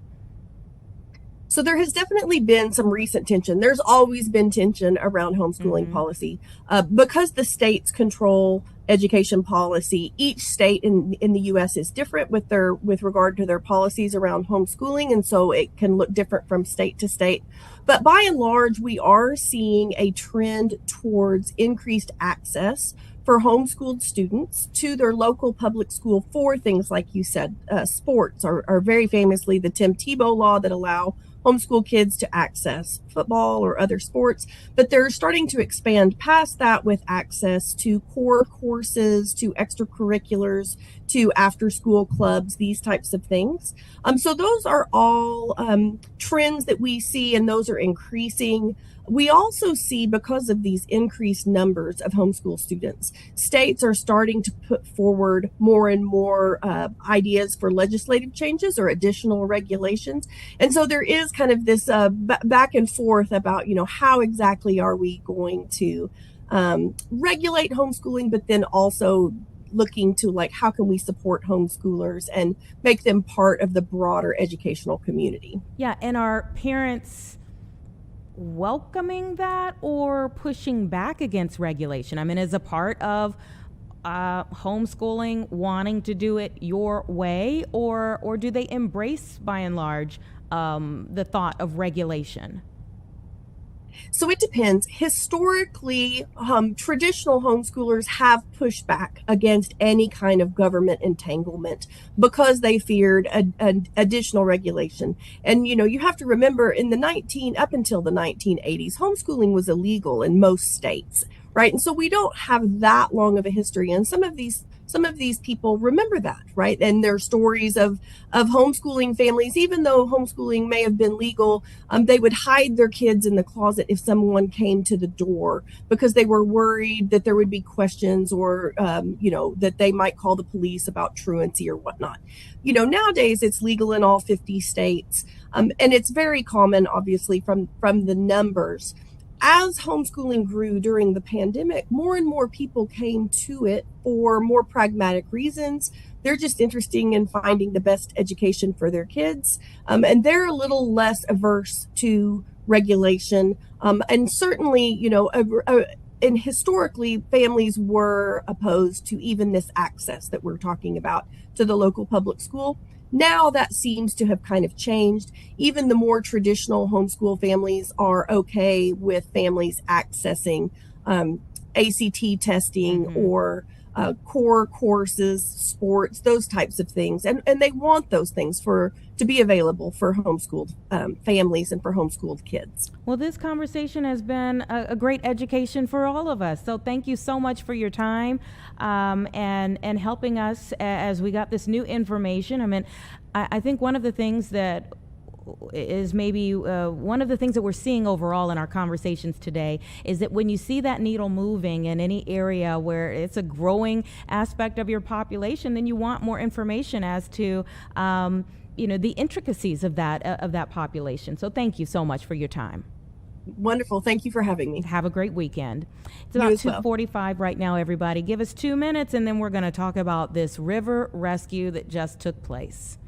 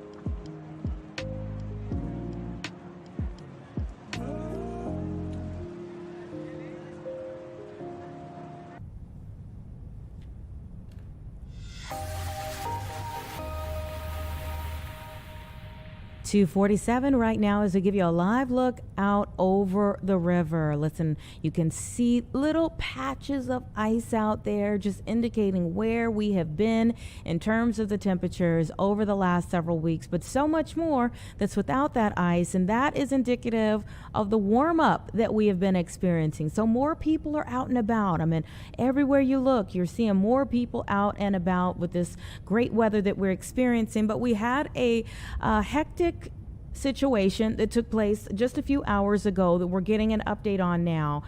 There was a river rescue, and we know that one person was transported to Northwestern. We're getting an update now from one of the representatives from Wendella that helped to rescue the man on the river. Thank you so much for your time. Hi, how are you? I'm doing well, and I hope that this person who was transported is doing okay. What went down? Walk us through this. So today our crew was on their regular architecture tour, the Wendella architecture tour, and they were coming up on the Michigan Avenue Bridge when they saw a man either jump or fall from the bridge into the frigid Chicago River, which, as you just said, still has ice on it. It's barely above freezing. The crew, they train for this circumstance all the time. Weekly, they train for what is called a man overboard procedure, in which they bring people from the river onto the boat. So they immediately went into their man overboard procedures. They opened the gate. They put a little ladder that goes from the lower deck of our boat just to the top of the river. Our deckhand descended the ladder. He grabbed the guy that was in the water, and him, as well as other crew members and even some passengers, helped pull the victim from the river onto the lower deck of the boat. At the time that they pulled him on, he was unresponsive, and one of our passengers, actually, who had a medical background, started performing CPR, and he was revived on the boat and was brought off the boat conscious. I don't know his condition now, but he was breathing when they did bring him off the boat. Definitely in shock and probably hypothermic, but he will live. And you know, right now on the river, we're the only ones operating, thank God, because if we weren't, there's no way this guy would have been able to get out of the water, especially at that location. So the stars kind of aligned, and like I said, our crew trains weekly for all sorts of things, for first aid emergencies, fire emergencies, and man overboard emergencies. And what happened today, it is heroic. These are frigid temperatures. But it's not completely uncommon. Our crew has pulled a good amount of people out of the water, and every year they will pull people out of the water, whether it's kayakers that fall out of their kayaks, people that fall off the Riverwalk. They've pulled dogs out of the water that have jumped off of the Riverwalk, and in this case, a guy who either fell or jumped from the bridge. We're still not sure, but we did see the impact, and it was substantial, and the water is freezing. So, oh my goodness. So that's what happened. How much time do you think he spent in the water? I mean, when you talked about being hypothermic, I know at certain temperatures, it doesn't really take long for that to happen. No, he was probably in between 5 and 10 minutes by the time they got him out. Maybe a little bit quicker. Luckily, the boat was coming right up upon the DuSable bridge at Michigan Avenue when he fell in, and they saw him right away. But nevertheless, it was definitely a dangerous situation for this person. Yeah, and you talked about, you know, the shock for the person, especially, you know, when you realize when you get your wits about you and realize what's happened. But tell me a little bit more about the crew. I mean, even if you train for certain things, there's always that thought that you don't know when that training will get put to use. Tell me about the crew. Of course. So our crew did fantastic. We have a phenomenal safety program. It's extremely robust, and it necessitates weekly drills, all sorts of types, which include the man overboard procedure. And you're right, they do train for this all the time. When they do train, sometimes they will use a dummy that's a little bit over 100 pounds, certainly weighs less than what this guy weighed that they pulled out today. A lot of times, though, they'll also use things like life jackets, or they'll use life rings. So certainly pulling someone out of the water who has waterlogged clothing and is unresponsive, and when the water is frigid, it adds a lot of elements that they know about, they're aware about, and they train for. But until you experience that, it is something that is difficult. Our deckhand today, when he descended the man overboard ladder, he was up to his ankles in that frigid water, and he had to reach down and he had to grab this guy. There's no doubt that him and our other crew members themselves were soaking wet when this ordeal is over, because it took all of their effort to drag this guy onto the boat. And you can imagine their arms are on his clothes, his limbs, as they're pulling him up onto this vessel. So they themselves were also wet. And we've talked to them. They are doing well. They do understand how good of a job that they did. They understand that they saved this guy's life, and we're very proud to be have these individuals working at Wendella. And they'll be involved this year in training new employees, continuing to train themselves, and they'll also be getting more training, and that's how we go here. We're in a continuous state of improvement, especially as far as our safety and security programs go. Yeah, I mean, I guess you have to be. And I would like to ask you a couple more questions here. One, Sure. I mean, you mentioned that your crews have to do other water rescues. How many would you say a year that you typically would have to do?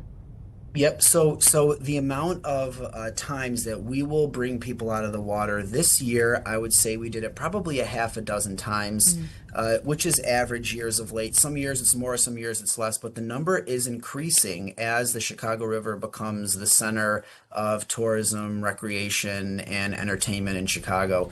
There's more and more people being brought down to the river. There's more and more people interacting with the river, and bars, restaurants, and boats along the river. So there's just a lot more opportunity for people to enter that water, to fall into the water. We see it happen all the time. When somebody, there's a big difference between, Lollapalooza, when someone does a backflip off the bridge and they're doing it intentionally as a joke.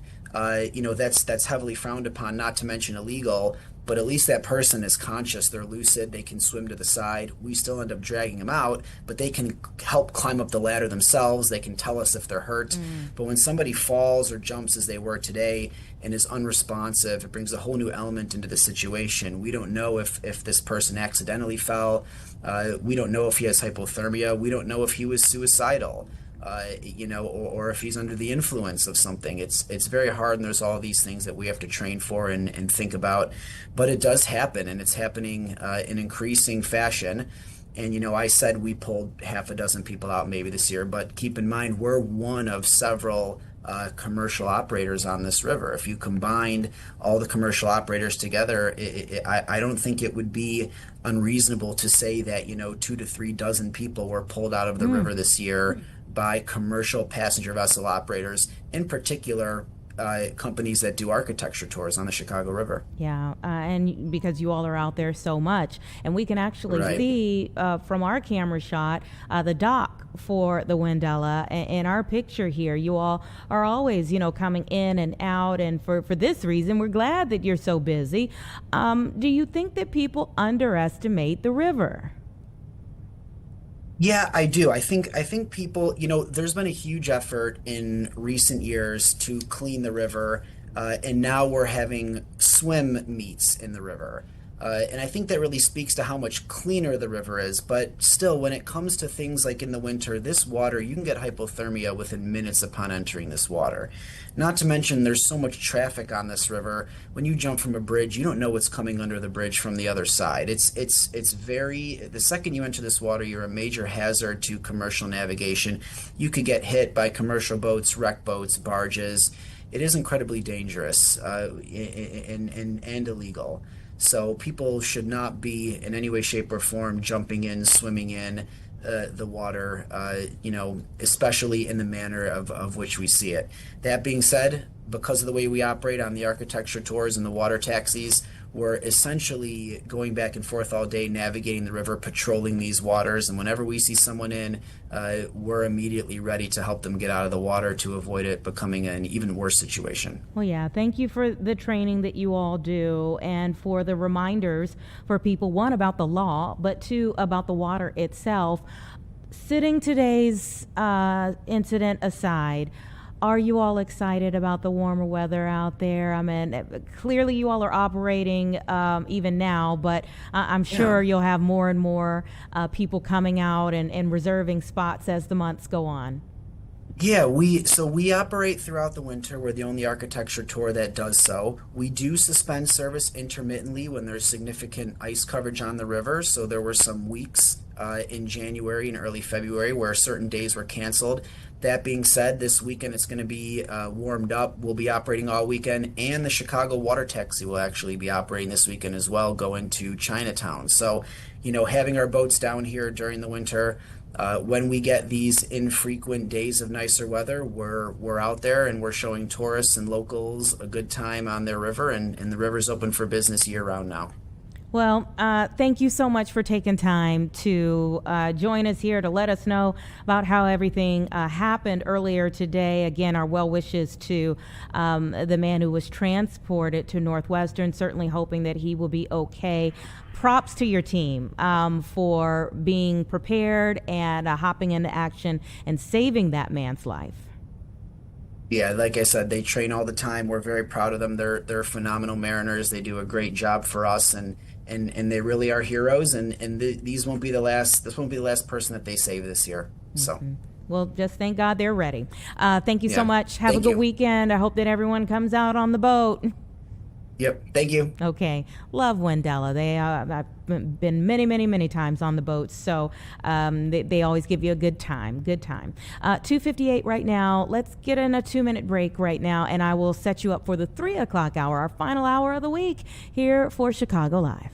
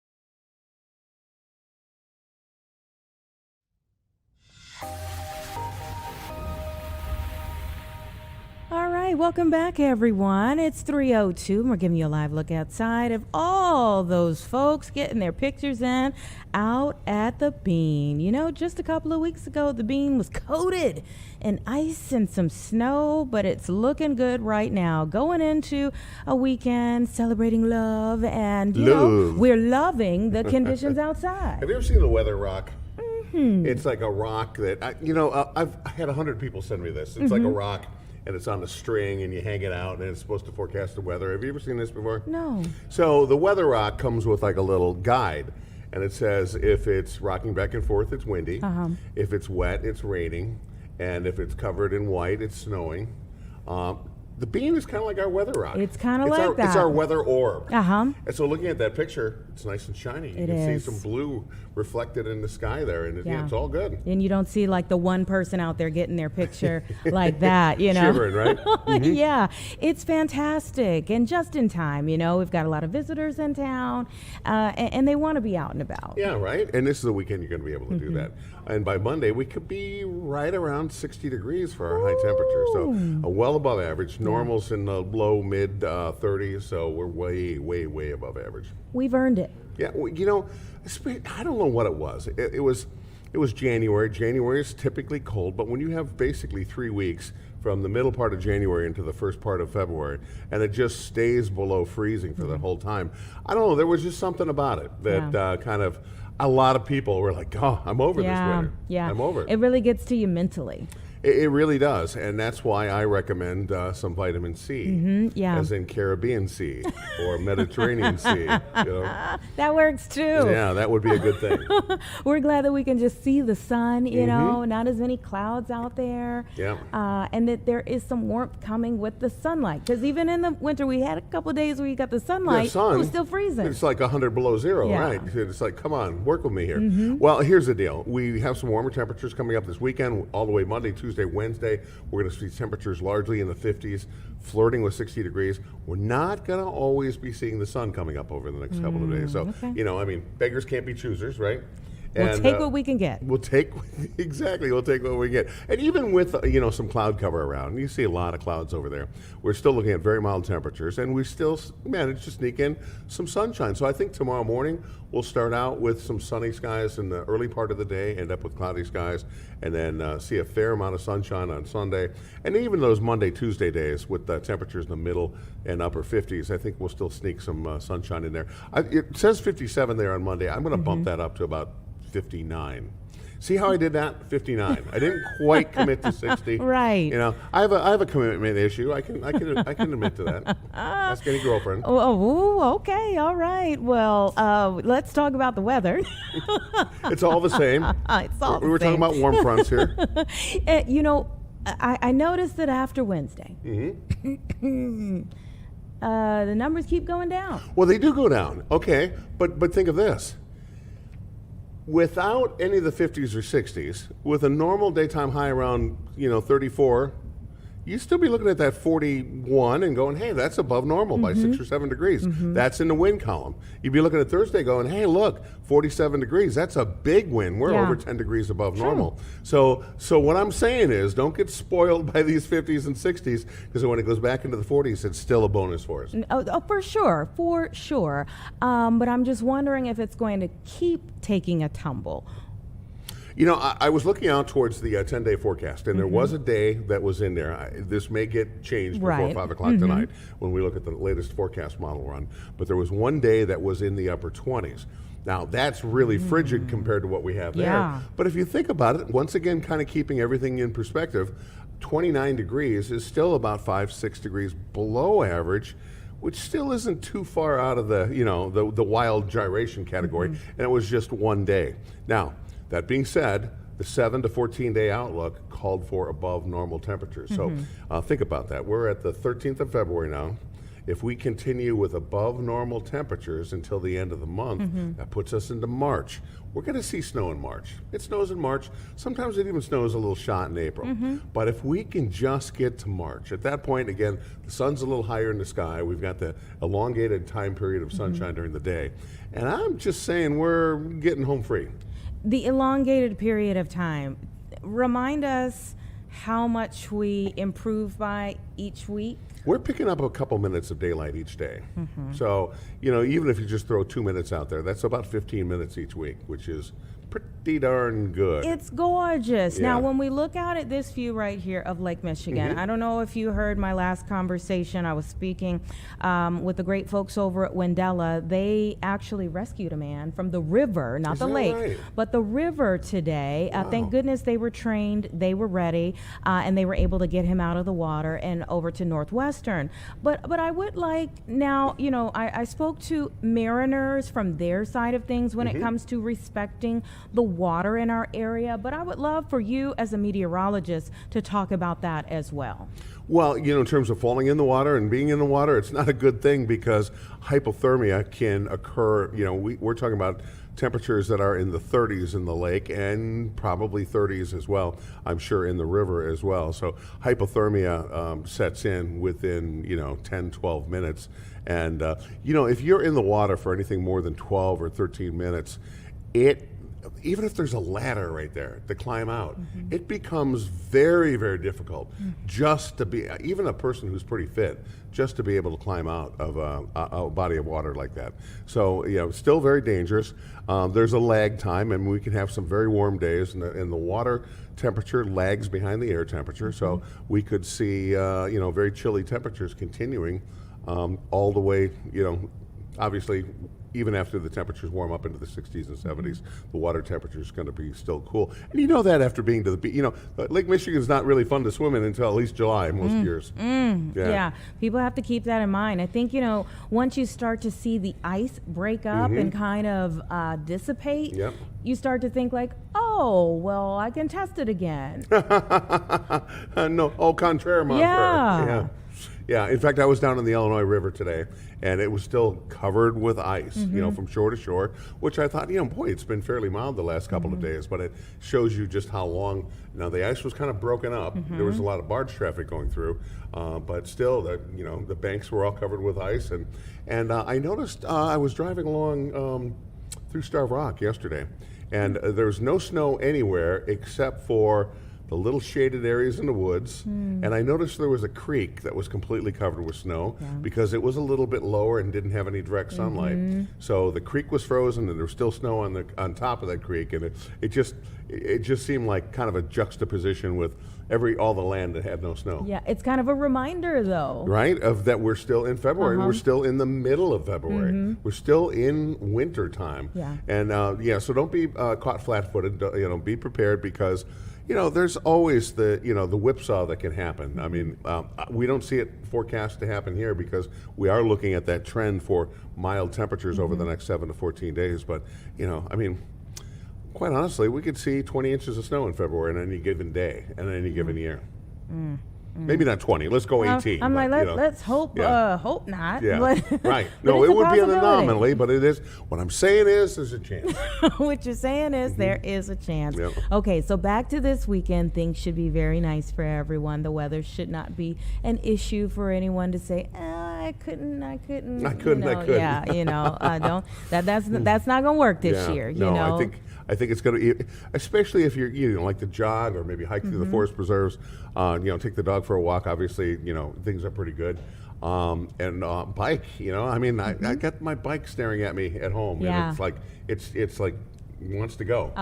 It wants to go. Now, when do you get back out biking? I've been saying all week, like I started to see the runners get back out. I mean, obviously you see runners year round. Let's be clear. There are some people who will run even in very treacherous conditions, but by and large, I've seen way more runners get back out this week. 40s are like our wonderful time. But when do the cyclists start to get back out? I'm going to just talk for myself. Okay. I'm a little bit hesitant to mention this because you're going to look at me like I'm crazy. Every weekend I ride my bike to work. Regardless of. Yeah, in the snow. In the snow, it's lots of fun. Wow. But I always ride my bike every weekend. Oh, wow. Yeah. Okay. All right. Well, thank you so much for coming up. Yeah, we're going to cut this interview short. This guy's crazy. Let's get him out of here. I got a lot of questions, but I'm going to let it go. It's about 3:12, everybody. Give us 2 minutes. The president is speaking. So, Mark, we'll let you go, but let's go ahead and listen into what the president has to say here. let's see what happens. In the meantime, we have tremendous power has arrived, and additional power, as you know, another carrier is going out shortly. So we'll see it how. If we could get it settled for once and for all, that'd be good. What do you want to take over? What? What would you want to take over? I don't want to talk about that. Have you spoken There to are people. Secretary Duffy since Wednesday's incident? No, he's doing a great job. That the Iranian nuclear sites have been totally obliterated. What's left to go after? Well, you could get whatever the dust is down there. That's really the least of the mission. If we do it, that would be the least of the mission. But we, probably grab whatever's left. It has been obliterated, as you know. Anything less than zero nuclear enrichment? We don't want any enrichment. We don't want enrichment. Thank you very much, everybody.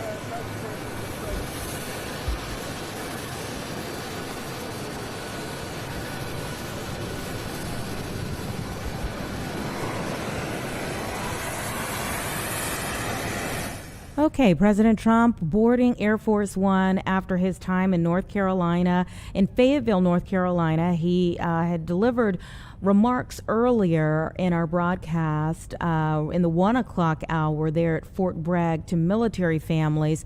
You can see him there getting ready to go inside of the plane. He had those remarks to the military families, but many of the reporters throughout the day have been asking him a lot of questions about Iran and his stance on Iran, where the U.S. will go forward with Iran, and he's remained pretty strong in his language as to one of the reporters was asking him, of course, about the midnight strike that took place several months ago, but then would there be some action like that yet again? And he's saying he didn't want to necessarily go into detail for obvious reasons, but there's still a lot of tension between the U.S. and Iran right now, at an impasse, essentially, since last week in conversations about how things should go forward. The one reporter was asking him about whether Iran what was the nuclear site obliterated, as President Trump has said, or whether they could still have some enrichment there.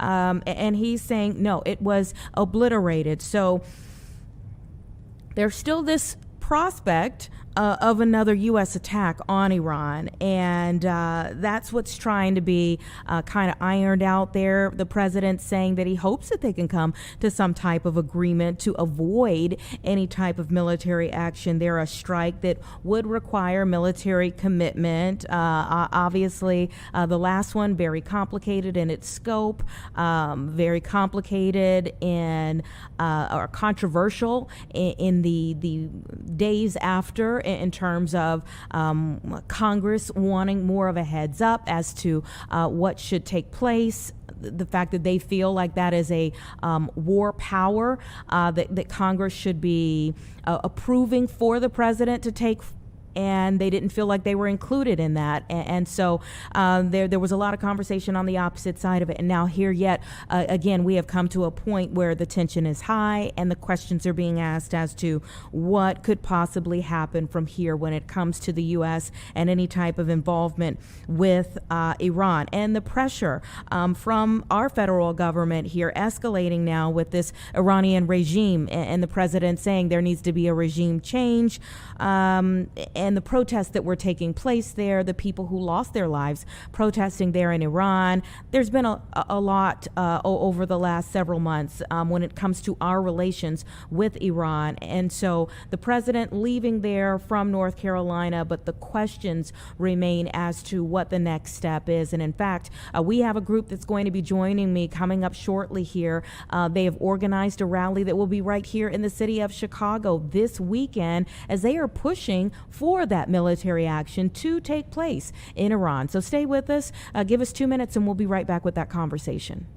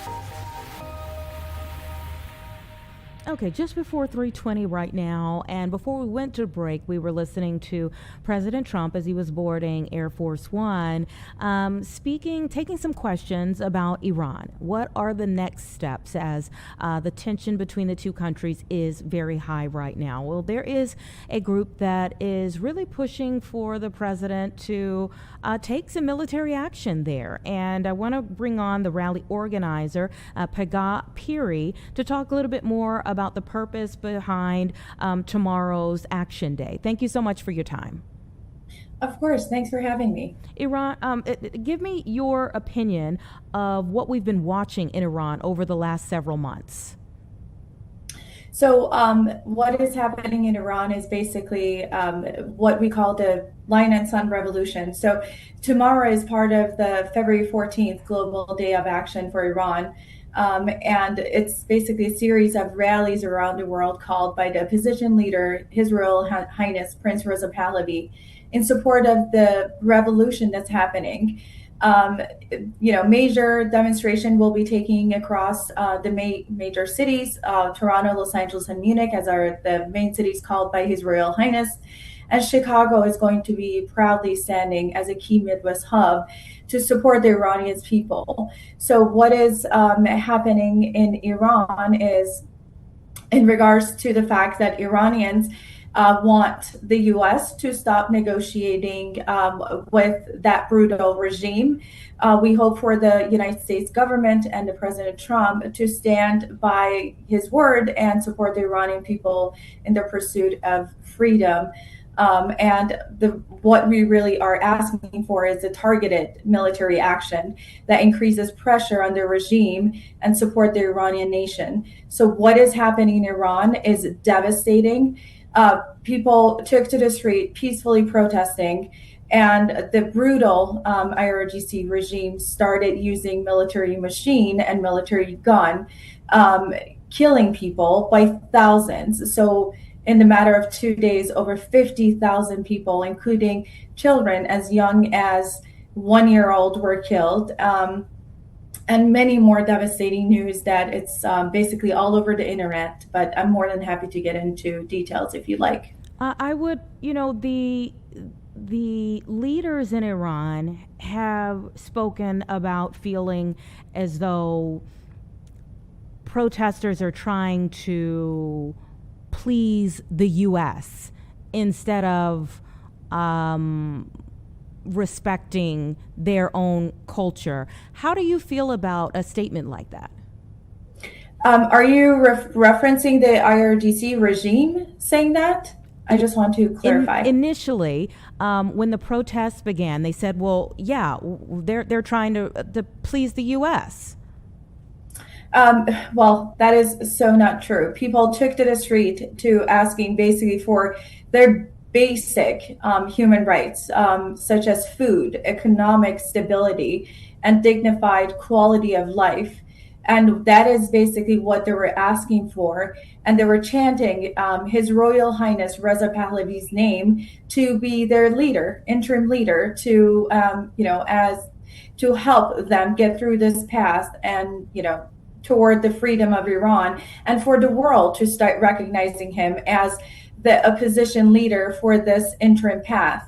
So that is what they were chanting for. They were not there to please anyone. They were there to demand their basic human rights, as I mentioned, food, economic stability, and dignified quality of life. They were not there to please anyone. And obviously, we've seen this in the past with this brutal regime that they always talk about, what's best for their scenario that they always come up with. If that is the case, my question would be, why did they shut down the internet for 2 weeks? Mm-hmm. And why did they start killing people?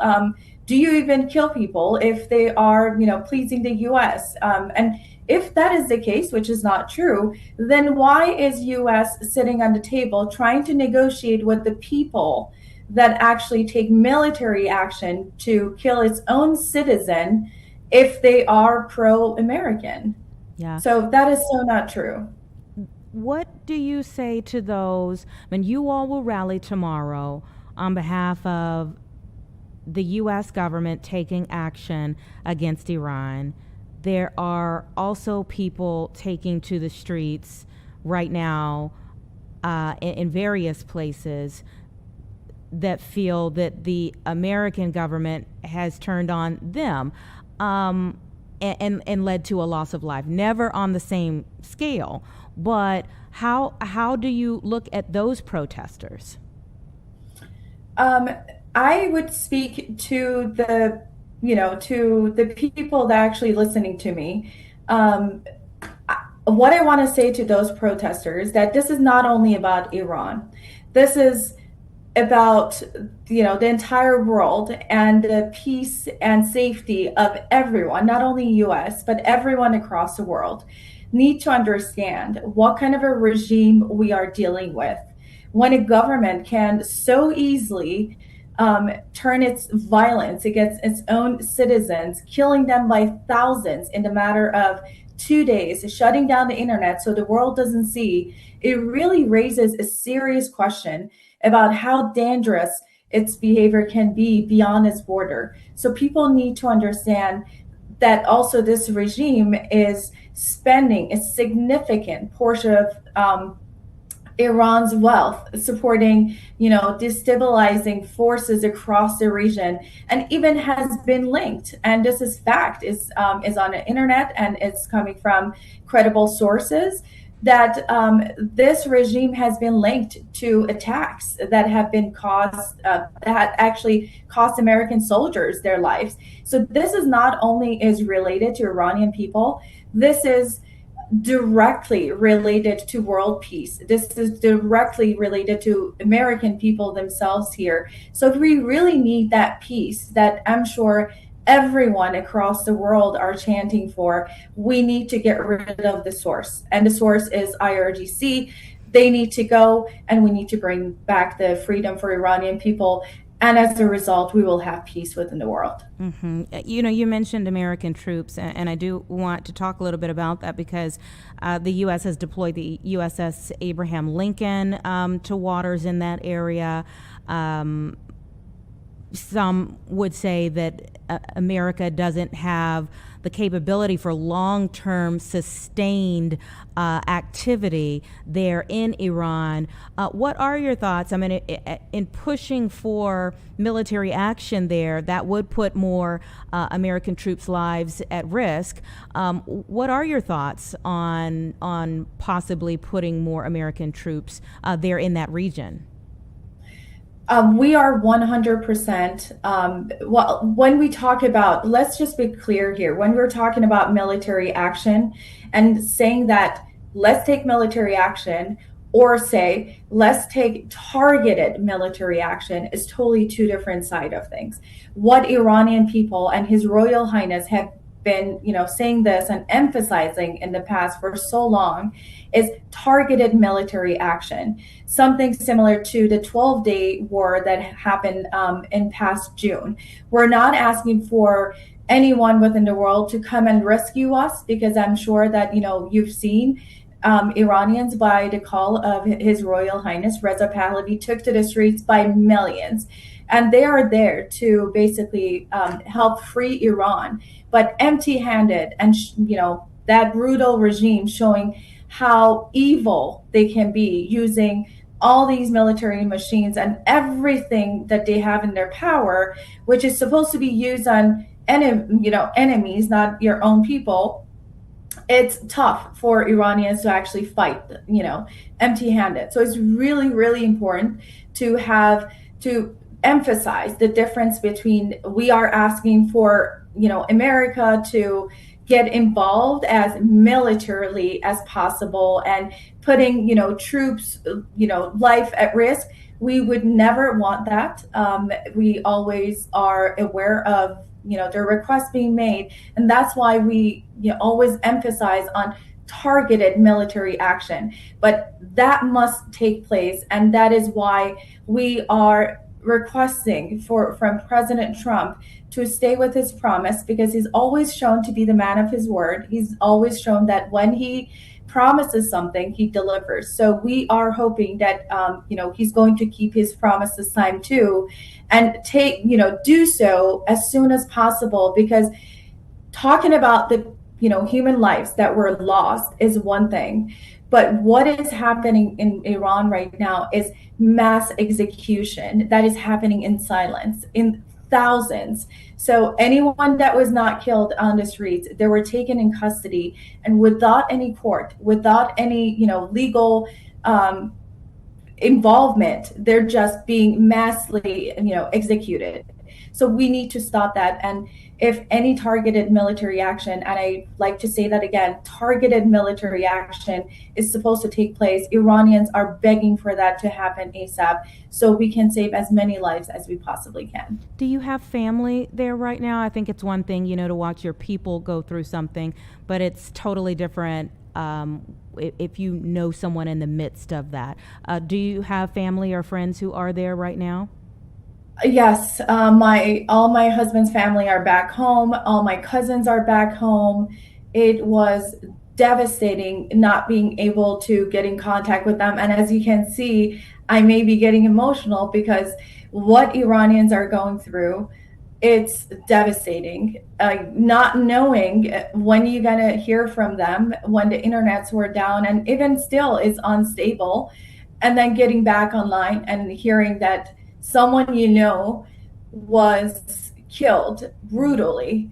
I've heard from a friend of mine, actually, that they lost 2 loved ones. And I want to share this with you so you understand the extreme of what is happening. So the person that this dear family lost was a young gentleman. He went to the street just like everyone else, chanting for their basic human rights. But what happened is they shot him on the leg. So the family took him to the hospital. And the hospital obviously said, we cannot have this place crowded. Let's for the family go back home. The next day when they showed up at the hospital to, visit their loved ones, that guy was not there. They had no explanation for them, and they found their son with the throat being slashed.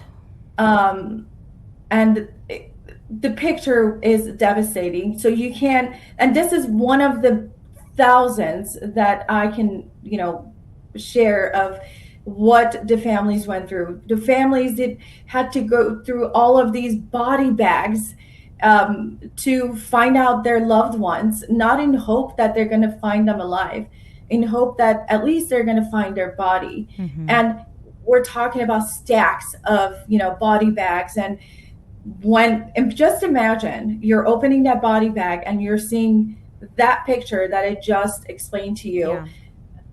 And then going around to find your loved ones is just unimaginable, and it is just very painful. Mm-hmm.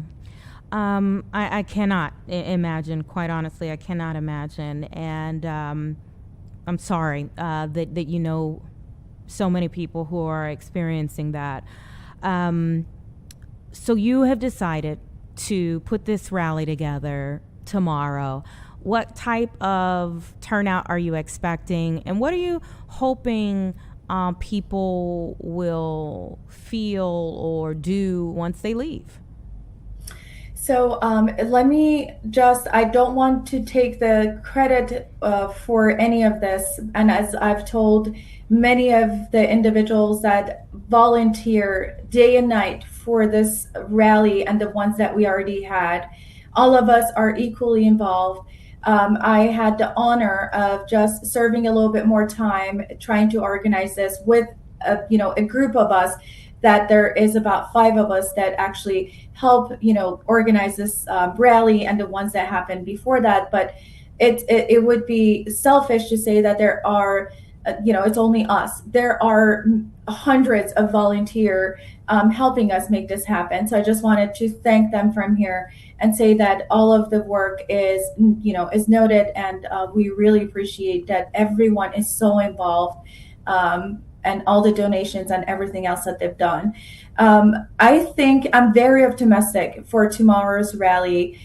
We're already seeing incredible momentum around the world, and Chicago is no exception. Many people here wanted to attend rallies in Los Angeles, Toronto, but couldn't travel. So we decided to have Chicago as a Midwest hub for those that cannot join those specific cities to come and join us from, local states, and, if they can drive, or the Chicagoans. I expect a powerful emotional gathering, one filled with solidarity, hope, and determination, to be honest.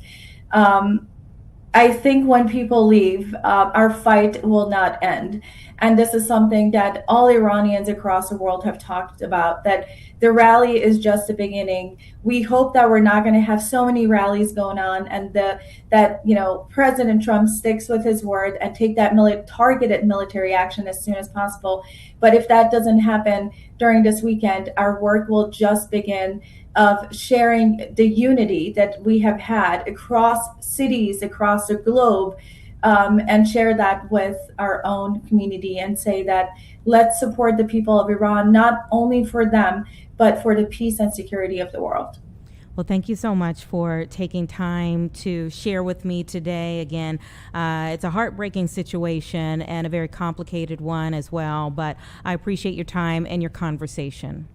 Absolutely. I appreciate your time as well. Okay. Take care.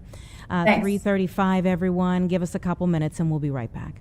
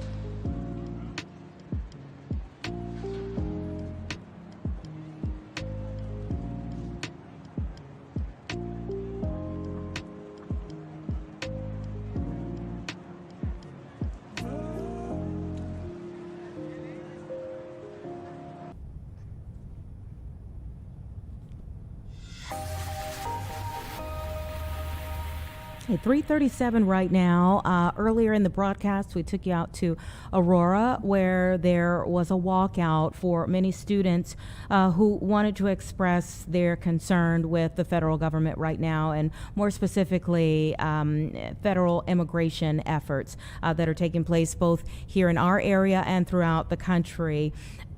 This was their second time this week having a notable walkout of young people from school. The first incident has garnered quite a bit of attention after a viral video that is now before the Kane County State's Attorney. Jamie Moser is joining me right now. Thank you so much for your time. Let's talk a little bit more about this video and your investigation at this point in time. Yes, so this was actually a request that was made by the Aurora Police Department, as there are allegations in the community that their officers used excessive force. Right now, there's only clips of the incidents that are out, but not the full incident that happened, and everything has been captured on both multiple squad cameras as well as body cameras. And so, to be as transparent as possible, and understanding that this incident involves juveniles who by law have more protections in terms of their identity than adults do, and the fact that we have charged 3 juveniles as a result of the incident, they've asked me to do an independent investigation into this so that I can report to the community whether or not there was a use of excessive force on the part of the police. You sent out a statement shortly after it. It was, short, but at the same time, in large part because of the outcry of people who are still saying they want the charges dropped. You're an independent body. How is it that... Is it because of the youth aspect of it that the charges could be dropped, or do you think that this would result in some type of action that could possibly put the police officers in trouble for possibly violating some type of law or for lack of a better term, some type of order that they have to follow? Sure, that's a great question, because when charges are filed, it's typically because a police department will call one of my attorneys, who we're on 24 hours a day, it's a variety of attorneys, to approve certain charges, and that includes with juveniles. What they're not seeing at the time that that's happening is any of the body camera or squad camera, because this is a conversation over the phone where we're getting facts for this. Now, there has been a significant amount of outcry in the community, in the Aurora government, but also a request by the Aurora Police Department, because if they've done everything right, they want to be able to show the community that they have done that. And so what this means is I'm going to be looking at everything fresh, every piece of evidence that they have from that day. We've also been going online and getting different clips that people have posted, so that I can not only look at it from the perspective of the police, but I can look at it from the perspective of the community as well. And when I look at all of that together, I'll be able to determine if the charges against the juveniles are warranted, or if there are any charges that should happen to officers who may have exceeded their use of force, which would then go into the criminal realm.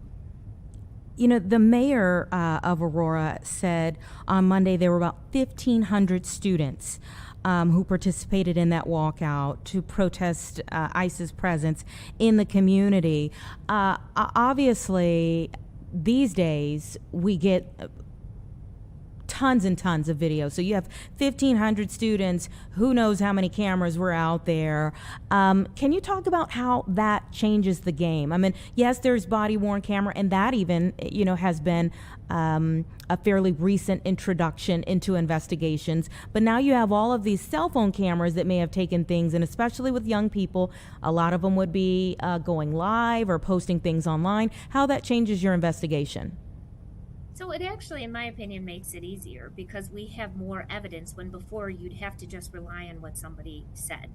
And in this day and age where people are critical of law enforcement, when you have a video that backs up what they say, or when you have a video that proves what the community says, that's vital for our community to know that we're doing exactly what we're supposed to be doing. And so for my purposes, I know it's going to be a lot of review and a lot of hours to do so, but it's going to be worth it so that our community knows exactly what happens. And for this particular incident, it's important to note that there were 3 different schools in Aurora that all had walkouts. Only one school had the issue, and it happened after about 3 hours of this occurring, and it happened at the very tail end. And that's something that isn't being reported on, is that the officers were there monitoring and things were safe until they became unsafe at some point. And now it's my job to determine who escalated that, what happened, and what charges are proper. Yeah. And that's one thing that we really tried to stress, even in looking at the young people who did the walkout today, who participated in the walkout today, that obviously there is a right to be able to express your First Amendment, your views. That is your First Amendment right. But then there are some legalities to this as well. So a few of the things that the mayor outlined that I guess you'll be looking at too in terms of the legalities of it. You know, he said he wanted to remind the kids that were taking part today, the young people who were protesting, remain on the sidewalks at all times, cross the streets only at intersections when it's safe and traffic is clear. I mean, something as small as that could then change the protest into a clash with law enforcement, but for good reason when it comes to public safety. Correct. And you have to be aware that this is happening while there are cars that are on the road, people who are coming to and from work. And an officer's job is to make sure that they're safe, the people are safe that are doing this protesting, just as much as it is to monitor other issues that are going on. And if they're stopping traffic, or if traffic is going through, or there's something that's creating a safety issue, it is their job to make sure the laws are being followed. And there are laws about where you can walk, and walking in the middle of the street is not allowed. I can tell you from what I've started with the review, there were multiple orders given to have them come into compliance, to get onto the sidewalk so that this didn't have to go into where it had to go. So I don't have a final opinion yet because I've only just begun to go through a lot of the video that we have. But I can tell you that the two schools that didn't have an issue that happened, they followed the rules. They were on the sidewalks.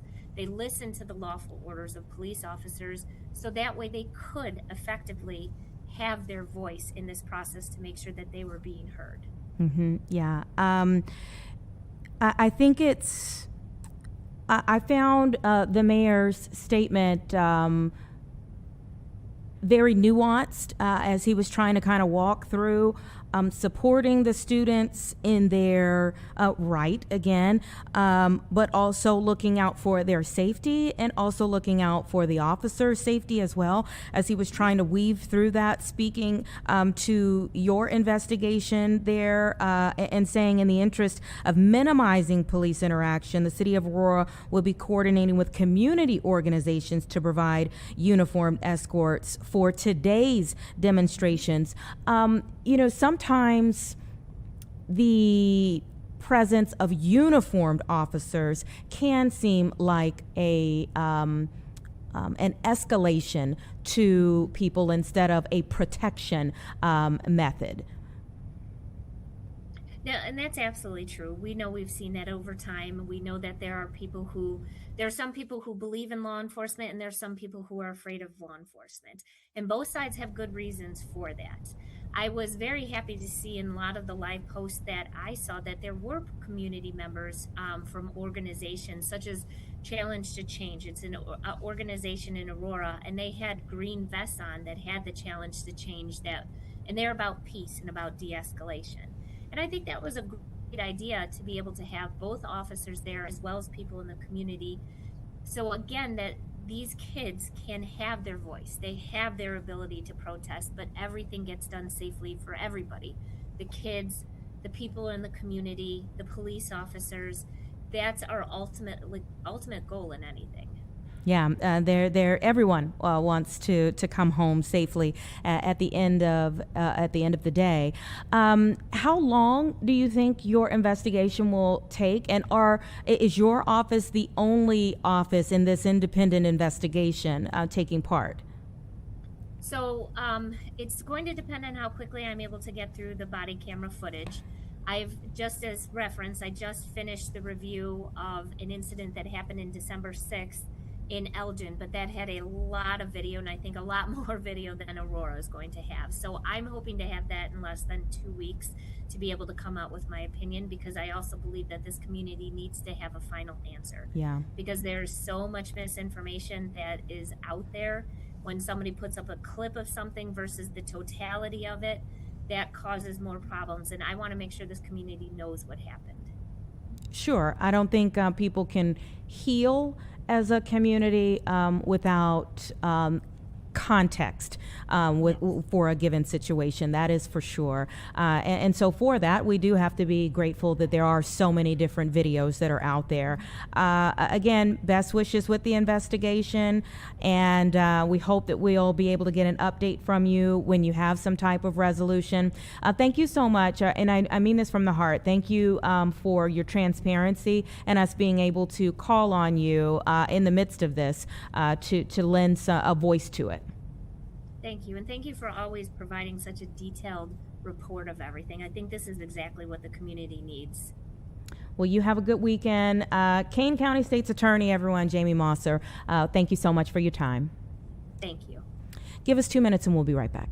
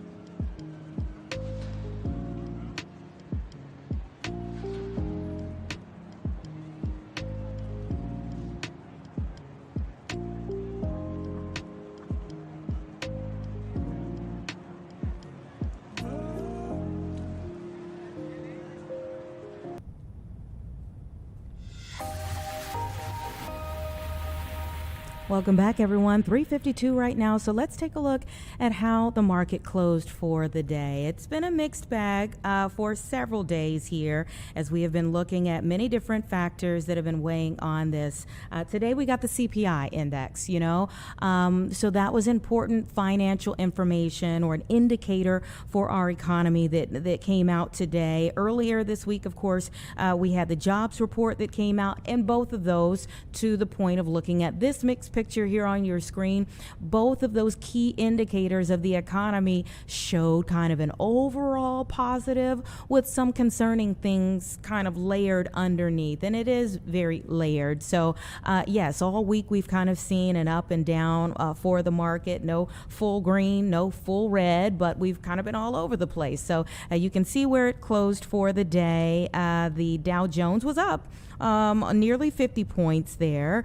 We also had the S&P 500 closing barely above the flat line today. We had the NASDAQ falling 0.22% here. So again, the consumer price index, which measures the cost for goods and services in the economy, that rose 0.2% in January, and that does reflect some gains. So overall, there was a positive picture there, and we indicated that many of the investors seem to be holding back a bit, a little apprehensive about what the CPI would show today. So it was good that from an overall perspective, we saw something good today, but there were some underlying things that also gave a little bit of a pause there too. And now they start to look forward to next month's meeting with the Federal Reserve. And so we'll be waiting to see if now that we have the labor report and also the CPI report, what will we get from the Federal Reserve? Will they decide to keep the interest rates the same? Will they decide to lower them a bit? The president has been calling on them to lower the interest rate for quite some time. We shall see. Again, that is for next month, but right now, this week, with the different reports that have been coming out, we've just kind of seen a mixed picture on the stock market. So the averages all posted some declines for the week. S&P 500 for the week sliding 1.4%, posting its second consecutive losing week. The Dow dropped 1.2% for the week, the NASDAQ notching a 2.1% decline. But there were some overall positive things for the week as well. We'll see where next week goes, but give us a couple of minutes here and we'll be back to close out the show for the week.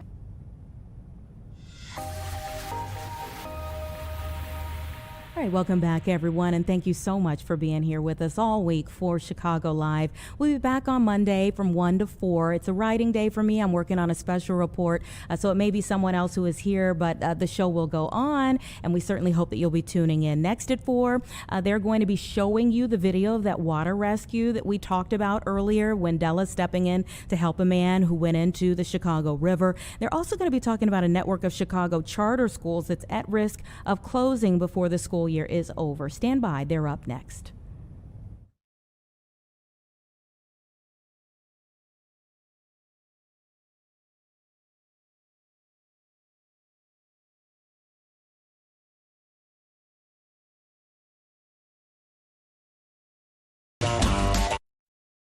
Live from Chicago, this is Fox 32 News at 4. And here's what's going on. A routine boat tour turns into a river rescue, and it's giving blockbuster energy. Issues arising in the Nancy Guthrie investigation as